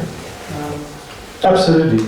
Yeah, so for example, when different yajnas are done, if it's too much, like Bali, then Indra has a problem. Yeah, so that happens. Absolutely. Just two quick follow-up. Sure. So when Yudhishthira Maharaj, when he did the Rajasuya, Yes. was he still within the acceptable headspace? Because his dharma, he had to be quite qualified. Slowly by slowly, he was deteriorating. Yeah. Something also happened. I know Draupadi Mahima, we run out of time, right? We need to end now. Yeah? 5 minutes, okay? 9 minutes. 9? Okay. Okay, Indian timing 9 minutes, okay? See, I just come from India, so I'm used to Indian timing. Indian time is 10 minutes. 10 minutes, exactly. You know, during the Rajasuya Yajna, the evidence of the sin entering Yudhishthira. During the Yajna, somebody was killed. Who was it? Exactly. So, because Tishupal was murdered in the most holiest of sacrifices, Prabhuji. Thank you. Thank you, Prabhuji, for the lovely series of sessions and especially with the prayer ending. That was so nice. Thank you. I was, I get some of these things always seem to me walk backwards, as in with Lord Shiva's arrangement of Indra, 5 Indras coming, and so doesn't it mean Kunti had to say that, or Yudhishthira had to accept that, otherwise this wouldn't have happened? Or maybe Kali entering, Duryodhana entering Yudhishthira. If that hadn't happened, then dice game will not end the way it ended, then Kurukshetra war, and then at the end Arjuna, Krishna saying to Arjuna that he has killed everybody anyway, so you just do your, physical duties. So what I'm saying is, it seems like already the final episode is decided, and then things have acted on to that. I mean, it's Leela anyway. See, the point you mentioned has different concepts mixed together. Okay. When Krishna says he's killed everybody, that means you and me as well. Right. Right? What is the verse? Adocha, Madhya, Antecha. Krishna's the beginning, middle and end. So that part you ignore. Krishna kills everybody. Mrityu sarvaharascha. To every one of you, if you don't see Krishna, you will see Krishna at the time of death. But in a nice way. He will take you to your next life. Right? Gita says that. So that part you can avoid. Now, in terms of the Mahabharata, this is not orchestrated. Many people say this is orchestrated. I'm against that point. When I read the Mahabharata, I read about consequences of people's choices, decisions, actions, reactions. And we get to an insight on the workings of the world. That's how I see the Mahabharata. I don't see the Mahabharata as some play that's just like, what's the big deal? That's how I see it. Is that okay? And the Mahabharata also doesn't support this point, that this is orchestrated. Draupadi really cried. Mukham achadya bhamini, that was the words. Mukham achadya. She really hid her face. Bhamini, crying so much. Because she was really upset. It wasn't acted in the sense this, There's a lot more that I can say, but tell me. You know how you said the 5 Indras? They were different demigods. How could they have been Indras and now they're different demigods? Yeah, sure. So in the creation, there's a beginning and end. So in the previous beginning and end, they were an Indra. Then in the previous beginning and end, there was another Indra. So like that, every creation, there are different Indras. Like next creation, Draupadi, she becomes Saraswati. So different creations, they all become different personalities. Okay? Anything else? Hababuji? Indra is not the name of the person. Indra is just title. I believe that this is what he wants to do. Yes. Using. Indra is just when you say Prime Minister, but actually it's not his name, Prime Minister. Exactly. It's a title, and different people take the position. Fantastic. Okay, please stay where you are. I want to